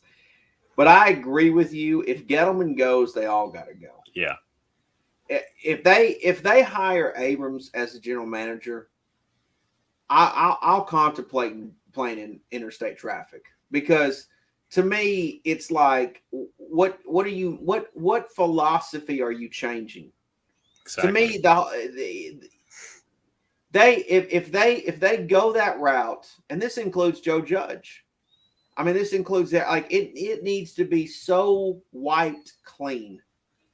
It's like it's like if you're doing a project, you're adding on to your house, and you're going to build an addition, and somebody comes in there and you got the lowest bidder, and it's just fucked up right out of the gate. It's not you're just not properly built. You can rehire someone and say, yeah, I can try to build on what they've done, but then you know what? I think I'd rather just tear the whole damn thing down and build it my way. And that's where I just can't I can't get behind, just get rid of Gettleman and then just do Abrams. Like to me, that does nothing. All that does is keeps the fan base quiet for a minute, and maybe something will change. DJ won $100,000. I called him DJ again. Cowboys fan. He made a lot of great points. And I will say this about Mara, who, Lord knows, I wish I could just sit down and talk to him for about 30 minutes and just have a good gentleman conversation with him. Just a good firm handshake and have a good conversation with Mr. Mara and tell him how much I just appreciate and love him. Have the ball. If you're going to do it, have the balls to do it the right way. If you're going to keep Gettleman, keep them all. Keep them all. Give them a chance to continue to finish what they started. Don't put all the blame on one guy and think that that's going to fix the other two. Because if Joe Judge and Daniel Jones and Dave Gettleman are all need to be judged, don't replace one and think that the other two are going to be fixed because one other person's coming in. To me, it all needs to be wiped clean. And so I don't want to move on from Daniel Jones. I like Daniel Jones. And because I like Daniel Jones, I want to like Dave Gettleman, because Dave Gettleman had enough. So you got me on this rant. Dave Gettleman does not get enough credit for not listening to all of the booger-eating geeks who told him Haskins was the guy. Louis Riddick. Well, they're not only him, but I mean all these content creators. They couldn't believe when he drafted Daniel Jones over Haskins. They couldn't believe it. That was clearly the right thing. And Dave Gettleman does not get any props for that. Now, some people might say, well, what difference does it make? They both suck. That's what some people may say. But at the end of the day, he was right about the two. He was 100% right. So why does he not get this? Why does he not get any credit for that? Because the Giants don't have a winning record? Is that the only reason? I mean, is it really all Daniel Jones' fault? I will openly admit that this past game against Kansas City, Daniel could have probably been better, right? But the whole offense could have been better. So, but at the same time, I think the majority of the season, and I can't believe a lot of people can't say this, I think Daniel Jones has been the best player on our team. I mean, give me a player who's better than Daniel Jones. Who? It's tough to say, really. Who's a better player on the Giants than Daniel Jones? Well, you could say other. I mean, I haven't really done a full evaluation, even though there's not much evaluating to do.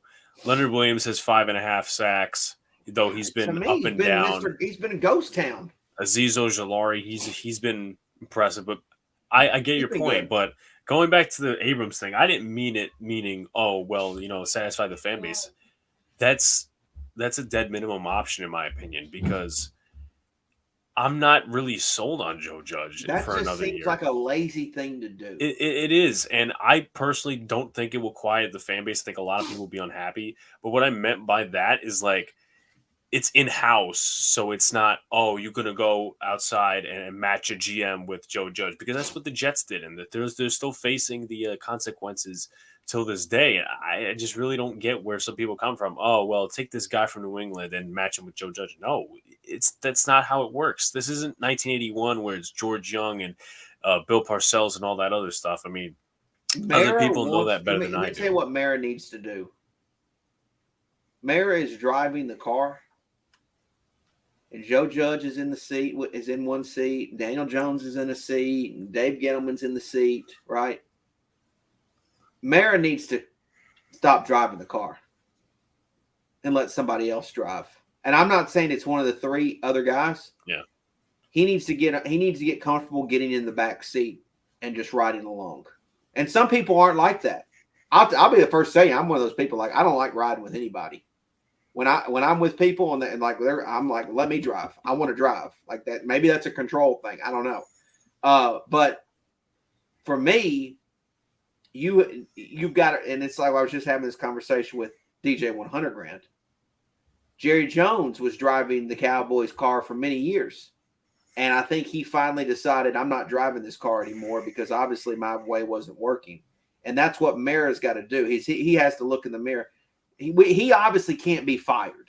He's obviously not going to sell the team, right? That's not going to happen. But this is the thing too.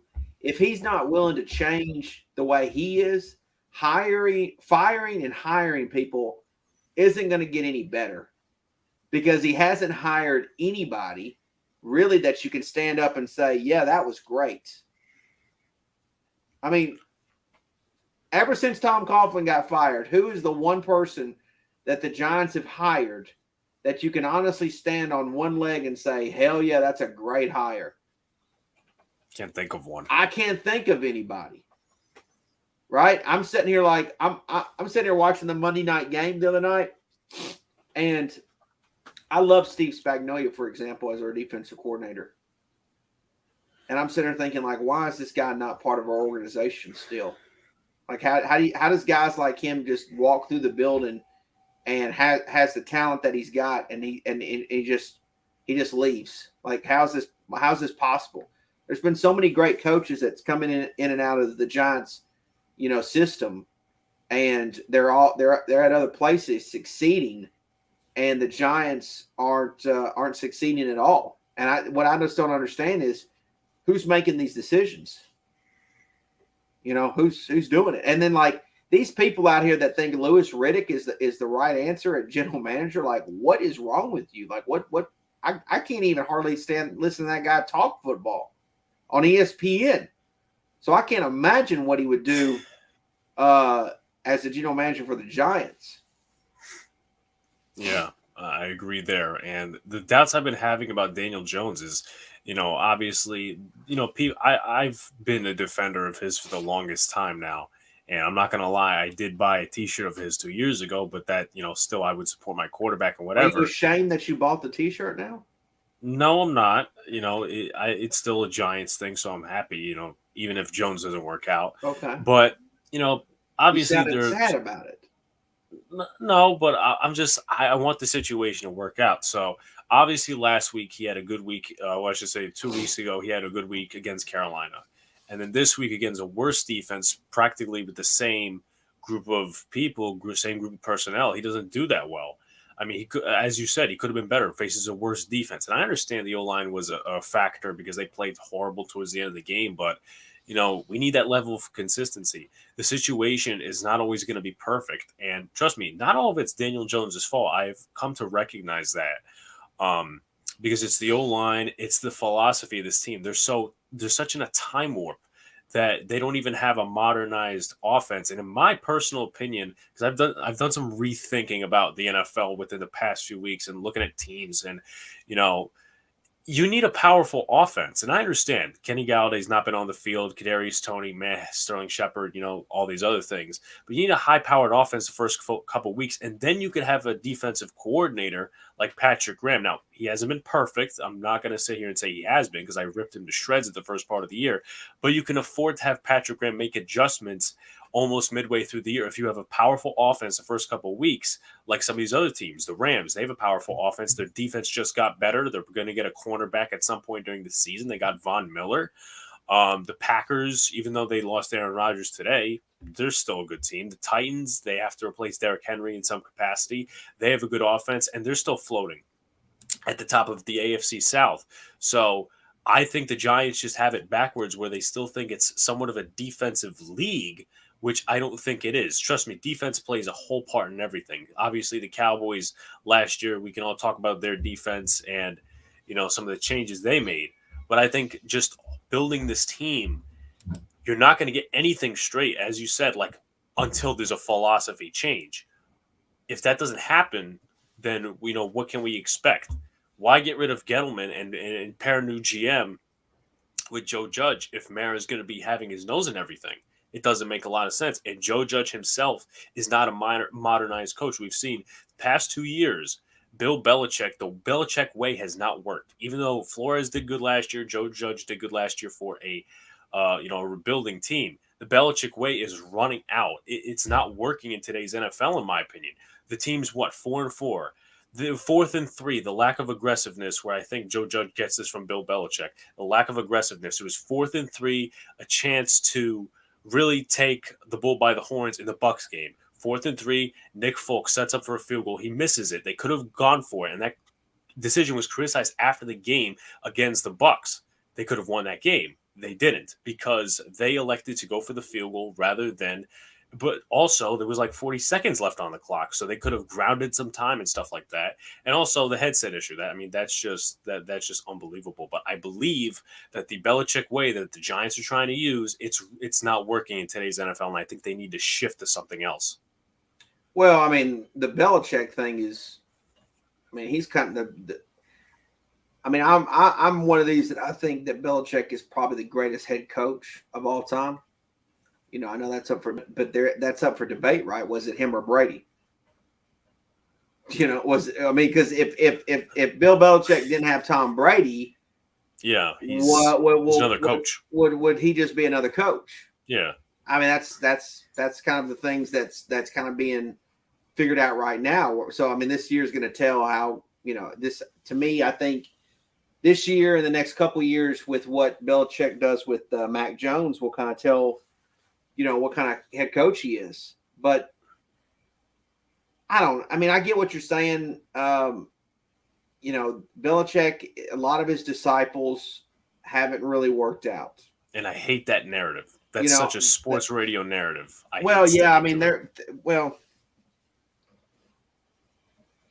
me it's easy. It's an easy narrative to have. It's an easy one to say, this didn't work out. But at the end of the day, some of these guys are still maintaining jobs, and it's not like it's not like they have to have Bill Belichick hold their hand. Yeah, I think they're being also. You got to think about it. A lot of these coaches are being hired by franchises that have been unsuccessful for many, many years.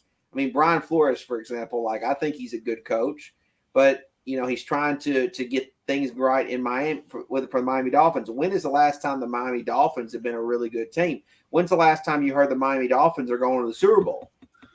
So the fact is that franchise really hasn't had a lot going for it, for many years. So, I don't know if it's really on that coaching stat on the coach itself. There's others, as far as Joe Judge goes, we weren't really that great before he got here. Obviously we had some good years with Coughlin, but since Coughlin, we've had one really good year with McAdoo where we went and got had the boat trip, and then that ended up being the end of our season in the playoffs. But the reality is I mean, you can make that narrative, but I think a lot of these coaches are going to really poor teams. The Browns, the Lions, right? Patricia went to the Lions. He was talked about maybe possibly coming to the Giants, but he went to the Lions. When's the last time the Detroit Lions? Yeah, you heard them going to Super Bowl. They were. I mean, they not in my history of living, but they were okay under Caldwell. They just got progressively worse. And another point I like to make is obviously you got a good point about going to poor teams, but ideologically, the Giants and Dolphins were constructed in a similar fashion. Defense. I mean, obviously Patrick Graham was the coordinator in 2019 for the Dolphins. They gave up like 70, 80 something, 90 something points within the first two games. But obviously the defense got better, whatever. But they mostly focused on the defense. That's why I think Tua is not having so much success because I don't think they've put enough in that offense. Obviously, you look at the Giants, but the offensive philosophy is not there. They put some talent on the offense. They haven't really invested too much in the offensive line to get a good product out of it, but the offensive philosophy is not there. So I think it's just it's a whole organizational thing. Here's what's frustrating for me as a fan that watches them religiously, watches every play, cares, just does. And again, I watch every play, and I'm pretty positive, even in a season like this. I watch Daniel Jones play, and this is going to kind of sound like a hot take, and I'm sure some geek will share it tomorrow on Twitter, but I look at Daniel Jones and I watch him play, and I say to myself, man, this guy right here, if he had a really good running game and a good offensive line, and I'm not saying a great offensive line, I'm just saying a good offensive line, one that would keep him upright, give him a little bit of time, I think he's a top 10 quarterback in the league. And when I mean top 10, I mean like he could really be deep inside that top 10. Like, I think he's a really good player. And I actually think he's playing harder than he needs to try to make the Giants offense compete, because the Giants don't have any unison. Like I mean, think about how many receivers are coming in and out this year already for banged up. I mean, it's like I mentioned, like John Ross, I think was supposed to really have more so a special teams unit. Well, he's like the number one receiver Monday night, I mean, Darius Slayton is in and out. Sterling Shepard is in and out. Kenny Golladay can't even get on the damn field. Evan Ingram isn't reliable. Saquon's not there. His offensive line's banged up. So again, I'm not making all these excuses for Daniel Jones, but I honestly feel like if you put Daniel Jones, I'm not saying he would be as good as Pat Mahomes, but you give him the quarterback of the Chiefs, I think the narrative of Daniel Jones would be completely different. I really believe that. You put him on the Rams, the narrative of Daniel Jones would be completely different.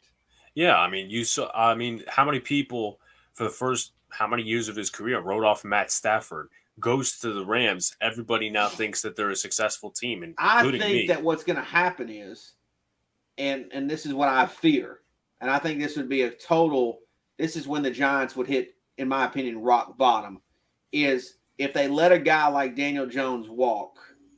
Or because I've already seen that stupid ass narrative, and I don't want to say the content creators that I really don't want to say their names, but I've already seen the narrative of, would you really give so and so Daniel Jones this big of a contract? I've already seen that, and I'm saying, my biggest fear is you don't have to. No, you don't have to. But if he goes to somewhere else, some other team, let's say like a team like the Steelers, right? Yeah. Because you got an aging Big Ben, right? And so you put him in a franchise that's got some actual stability, and all of a sudden all of a sudden now he is a playoff quarterback. He's a guy that's going deep in the playoffs. Now, to me, that's when the Giants have hit rock bottom, because you just allowed a guy to leave the building who was really good, and he's showing that he's really good, and he's succeeding. And then you're still stuck in the basement. You're still stuck in hell. That to me is what I fear. And a lot of Giant fans and a lot of Giant content creators are 100% okay with saying, Go ahead, Daniel. Find somewhere else to play. I'm going to go play with the Liberty quarterback, or I'm going to go find me some other quarterback to root on, in draft or whatever. Yeah, I'm going to use whatever their mentality is. And to me, that's a fear that I have, is that Daniel Jones isn't going to be able to prove his worth with the Giants, and he's going to go to somewhere else and be successful. Right. And don't tell me that can't happen, because it's happened before. Yeah. I mean, a guy like Drew Brees was nobody with the Chargers, was nobody. All of a sudden, he's with the New Orleans Saints, and some people at the end of his career was calling him one of the GOATs. So don't tell me that it can't happen. I mean, Daniel Jones has got a lot of ability. If he stays healthy and is in the right situation, dude can ball, man. I mean, he's a very good player. I really believe that.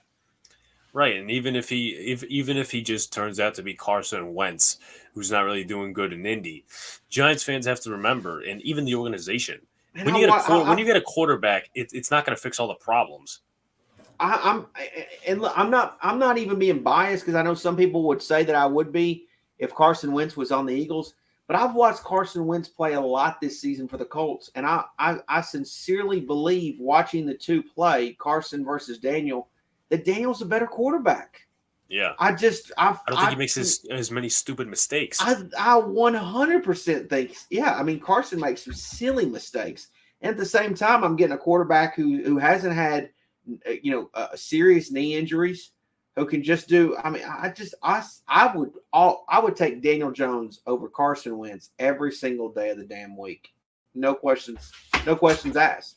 So, for me, it's frustrating, because I think Daniel Jones deserves a little bit of shine, and he can't get none because the team's 2-6.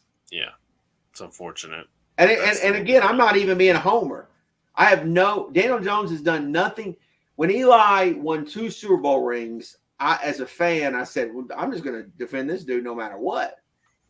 This guy gave me 2 Super Bowl championships. Like, I mean, he can just get to the point where he can just collect checks if he wants to. Like, I mean, he gave me more than I could ever ask for as a Giants fan. Daniel Jones hasn't given me anything as a Giant. Right. You know what I'm saying? He hadn't given me shit. So I don't have any emotional connection to Daniel Jones that says, oh, I have to keep this. Like, I have to keep Daniel Jones. I just look at Daniel Jones and say, yeah, I think this guy's good. I think this guy can play. I think this is a guy that you want to surround your franchise. This is a guy that's not going to make any dumb mistakes off the field, and if he can stay healthy, I think he's somebody that, I think the Giants should maintain, and I honestly hope works out. But I will say, he's the least of the 3 that I want to see go. If you told me I have to eliminate 2 out of 3, I'm going to eliminate Joe Judge and Dave Gettleman before I eliminate Daniel Jones. Of course. That's how I feel about him. I mean, the other 2 can, I hope the other 2 work out, but the least one that I want to see go is Daniel Jones. Right. And even, if, in my opinion, if Gettleman and Judge go, Daniel goes as well, because the GM's picking another quarterback. And even that, you're not winning for another couple of years. I'm okay with that. But again, that goes back to, that's where it's going to feel like rock bottom for me. Yeah. Because if he does go to another team and he is successful, then it's gonna suck, because I mean, like, the Eagles have that kind of going on with them right now. Like with Wentz. Like, obviously now Wentz isn't doing anything special right now with the Colts, but could you imagine if Wentz carried the Colts to a Super Bowl? Like, that would be like, really, that would show that, like, some incompetence is what it would show. It would show, like, you don't know what the hell you're doing. Same thing with kind of your brother right now is kind of going with Sam Darnold. Yeah. Right? I mean, obviously Sam Darnold hasn't played great lately with the Panthers, and he obviously got benched against the Giants. But a guy like your brother who's a Jets fan, he could blame, if Sam Darnold goes to Carolina and doesn't play well, throughout his career, that he could kind of go back and blame Sam Darnold for all those rough times. Yeah. But if Sam Darnold plays well, then he has to blame his organization. Yeah. So, well, the unfortunate world we live in. Thanks for joining me, Big Blue in the Bronx. Thanks for having me on as usual. All right, man. Good guy, Big Blue in the Bronx. All right, I think he's there. Carlos, are you there? Carlos Sanchez. Yes, sir. Always here. What's up, my man? I saved you for last. How you doing, man? How you been? Long What's time up? no see. What's up, man? What's up? I'm all right, man. I'm just oh, by the way, this was asked earlier in the chat. Do you know where Bobby is? Because I did see somebody put that in the I haven't actually heard from him. It's crazy. Well, has he not been? So I haven't seen a lot of stuff from the other content creators, but has he been on the other content creators' channels? I don't think so, honestly. Has it? I mean, I haven't. I saw someone asking, and yeah, I mean, if no one's seen him, I'm worried about Bobby. But here's the thing about Bobby. Bobby was a man looking for love. Yeah, and maybe what's that girl's name? Nicole, right? Maybe he found love. Nicole, yeah. Well, I mean, I had a girl named Nicole come on here, and he thought she was a baddie. Yeah. And not saying she wasn't a baddie, but he really thought she was a baddie, and I don't think he hooked up with Nicole, but there's no chance. I don't think there's a chance of that happening. But I mean, he may have found love. I mean, that's a legitimate possibility that we have to consider. I hope so, man. I hope. But the problem with most guys like Bobby is they're kind of like simps now. Oh yeah, come on. Of course. I mean, Bobby more than likely is probably a big time. If he is in love right now, he's probably a big time simp. Oh yeah, 100%, dude. There's no doubt about that. There's no doubt about it. I mean, he's probably 100%. But I hope he's okay. I hope he's not hurt. Yeah, I mean, at first I thought it was funny, and I was like, you know what? It's actually pretty concerning because I actually haven't seen him. So, but wouldn't it be badass if Bobby had like some badass bitch? Yeah, like a baddie, like a legit baddie. I'll look at myself and be like, yo. What the fuck am I doing wrong? Well, I mean, right situation, right time, right? Oh, of course, 100%. Yeah, it can happen, I guess. Yeah, but yeah, I mean, in terms of football, I guess. I mean, I don't know if you saw my tweets the other day, but I did see your tweets. I was, I'm honestly just pissed off because, like, I mean, like you, I'm reeled all the way in. Like, I'm good. I'm on the train. I'm not hopping off the train. Been on the train. I love the train. I'm gonna ride. I'm gonna ride with it. Here's the thing about it. I read your tweets, but sometimes it's so funny because I do my post game videos, and there's times when I'm so like you watch a Giants game, and for me, so like I do these post game videos, and they're kind of like a little therapy session that I'm going to get everything out, and then I'm not going to have anything left inside. And so it's almost like I need, when the Giants are having a rough year like this year, I need like 24 to 48 hours to like let it soak in. I don't even know if soak in is the word, but like just let whatever else I have just drain out. You know what I'm saying? Like, just like let it just, and it's almost like I don't even want to talk Giants football, even though I really do want to. But it's like when you're 2-6, it's really hard to like be like, yeah, like let's talk Giants football. These guys that jump into like, oh man, let's talk draft next year. Like, let's talk.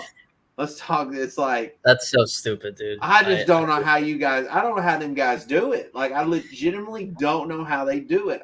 You can't be a real fan.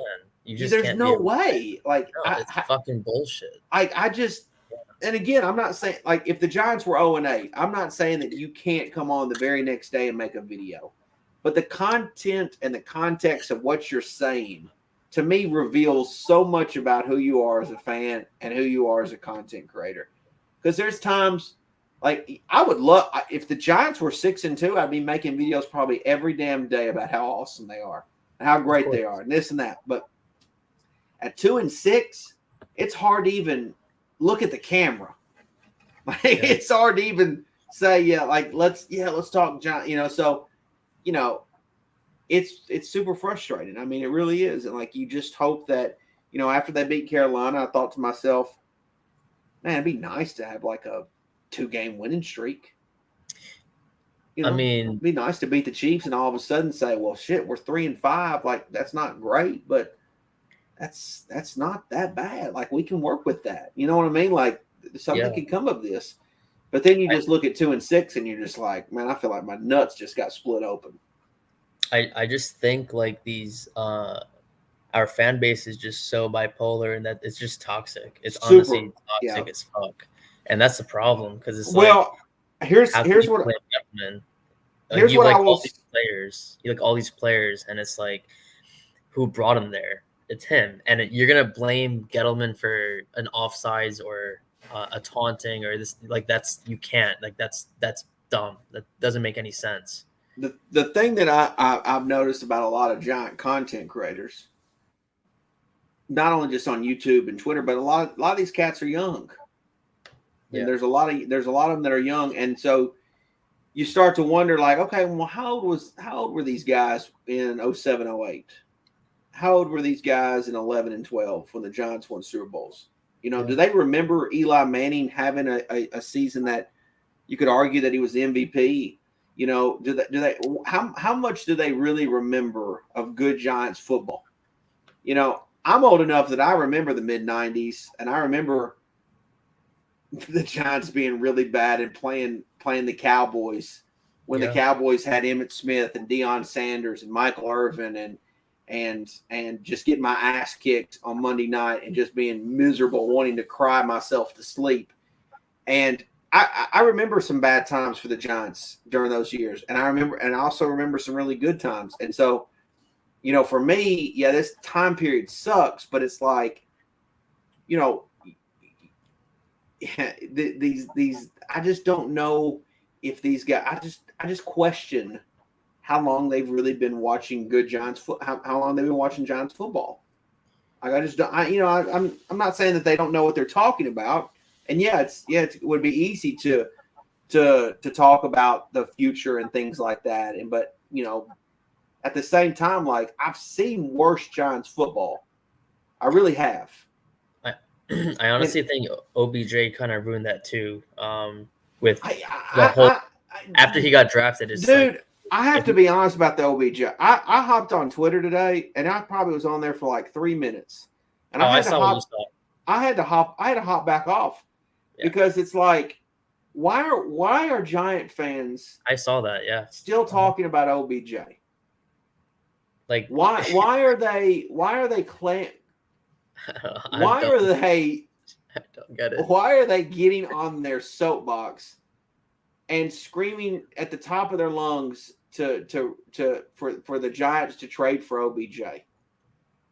I mean, what is going, like, first of all, I'm going to tell you what, I don't even really want to talk about OBJ, but you can make the case. And don't tell me you can't, because you can. You look at the numbers. You can make the case that Eli Manning made OBJ. I agree 100%. You can make that case. I mean, you can make that argument. Like, you legitimately can make that argument, because it's not like he went to Baker, who's this younger and flashier guy, and got better. Yeah. No, I mean, OBJ looks washed. Yeah. He looks washed right now. Like, he's not doing anything. And it's amazing to me that Giant fans, after all that went down with him, want that to return. I don't get that. I don't get that. And any content creator that supports that or talks about OBJ, in my opinion, you're just looking for clicks. You're just looking for likes. You're no different than the Instagram chick that just puts a picture of her ass. Like, that's all. Like, anybody that's talking OBJ right now, making videos, making posts, you're no different than the chick that's just in the thong fucking bikini on Instagram right now. Because nobody's liking her because she's smart. Nobody's liking her because she did some really awesome content. No, they're liking her because her ass is literally staring at their eyeballs right now. Yeah. Like that's like it's so like I don't understand why some guys don't understand that from content creators. Like, and again, like I think places like Instagram's funny just because it's like you see a picture of something so stupid and it's got like 500,000 likes, and then you're like, well, how hard was that they made that? Like, it's, you know, there's some natural beauty there. And then you see the same kind of content over on YouTube, except it's a different topic like football, and you're like, well, what's so good about that? Yeah. I honestly just don't get it. I mean, even if he was here, it's not the same, and we're never gonna get him one. OBJ wouldn't change anything about the Giants right now. Exactly, it would be nothing, because that's not the root of the problem. It's not the wide receivers. It's the trenches. It's and I don't even blame OBJ for our bad seasons when he played with us. It's like, been our O-line. I mean, the O-line wasn't good then during that time. I mean, look, I mean, I've talked about the boat trip. Like, I didn't think it was ideal, but I don't really go around blaming Odell for the boat thing. I thought it was bullshit that he talked shit about Eli on ESPN. Of course, with Lil Wayne. Like, I thought that was bullshit. That pissed me off. But it's like, now his dad's doing it for Baker, basically. Yeah, so it's like the same shit. Like, I'm like, damn, like his dad got some balls. So I mean, I just remember Cleveland Brown fans. I remember I watched a video of I don't remember, it was like on YouTube or Insta. I can't remember. Maybe it's Facebook. I remember I watched there was a video I saw. It might have been a viral video of like a Cleveland Browns fan. Like, this guy was crying when they traded for OBJ. Like, this dude was legitimately crying. Like, he was so happy. And I just remember watching that thinking, motherfucker, you have no idea what's coming to you. Like, you think that you're getting this amazing thing, and you are being lied by the media is what you are. Because the OBJ was a big media hype machine. Oh, yeah, 100%, for sure. 100%. I mean, he was just hyped up so big, you know, by the media. And so that's not to say that he wasn't a good player and he didn't win games for the Giants, because he did some great things. But I just can't believe that still goes on. I've said it 1,000 times. I'll say it again. OBJ is a domestic abusive relationship with the Giants, and it's a relationship that continues to happen. It's like they want him to come back to the house after he's already beat the hell out of them multiple times. You know, it's like, oh yeah, please come back, even though you beat the hell out of me last time. And the sad thing is they're not going to stop till he's on a different team. So it's like, it's just the world. I don't think OBJ is going to be a top 10 receiver in this league anymore. No, I can see him going to the Raiders. I think he'll go to the Raiders, maybe. I don't know where he's going to go. I mean, I think that time it doesn't matter. To me, it doesn't matter. I think his time is come and went. Yeah, for sure. I mean, all in all, though, like our season, it's probably fucked, but I just don't think we should give up. Like, I honestly, next year, man, like I still think the weird thing about me, or the way I look at it, is the NFC is like a really weird conference right now. Mm-hmm. Like, it's very top heavy. Like, the Cardinals, really good, strong record. The Packers, Cowboys, Bucks, right? These are teams that have really strong records and kind of are leading the pack. And then, like, that last three, they've got 7 teams going to the playoffs. Yeah. So you're getting like 3 wild card teams. And, you know, to me, I think somebody's going to make the wild card that you don't expect right now. And not only the AFC and NFC conference. And it's going to come down to, can they just get hot, like at the right time? And so, and then the other question is, how many wins do you really need to get that third wild card spot? Like, how many do you actually need? And so, I don't know what that answer is. With this being the first 17 game season, who knows how many it's going to take? It may take 9. It may only take 8.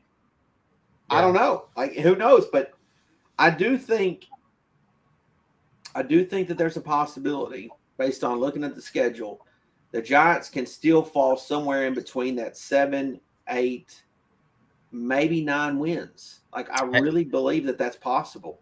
I believe it, man. I mean, like you said, we arguably should be fucking 5-3. Like, we really the Chiefs. We should have. We had. I mean, if they and honestly, knowing the Giants and knowing how they always, not only me but tease their fans, they're gonna win. They're gonna win some more games. They're not gonna lose out. That's not gonna happen. I mean, they're gonna they're going to beat the Dolphins. I think they got a great opportunity to beat the Raiders this weekend because the Raiders are in a really fucked up situation right now with Ruggs. Yeah. I think they're going to beat the Washington, football team the next go around. I think they can beat the Eagles both games. Mm-hmm. So, I mean, Raiders, Dolphins, Eagles both times, Washington. Hell, there's 5 right there. That gets you to 7. Yeah. So, can you find a way to beat the Cowboys the next go around? That gets you to 8. Who knows? Right? I mean, who knows? Who knows what the Giants can do? But they just gotta rattle it off and see what happens. We have a good team. I mean, on paper, it's a great team. There's only a few things that we have to address. Mostly is the O-line and then the pass rush. That's really, honestly, if I could fix something, it would be those 2 things, and maybe and a linebacker for sure. But that's. I mean, if a genie came right now with a bottle and said, "What do you want your wish to be?" I would say, please just give me a great offensive line. Yeah. I mean, I don't know how Giants fans can look at Monday night and be like, we almost fucked up the Chiefs. I mean, we should have. And this is the same Chiefs that put up fucking 35 points against the Ravens. I mean, and we're not the best defense right now.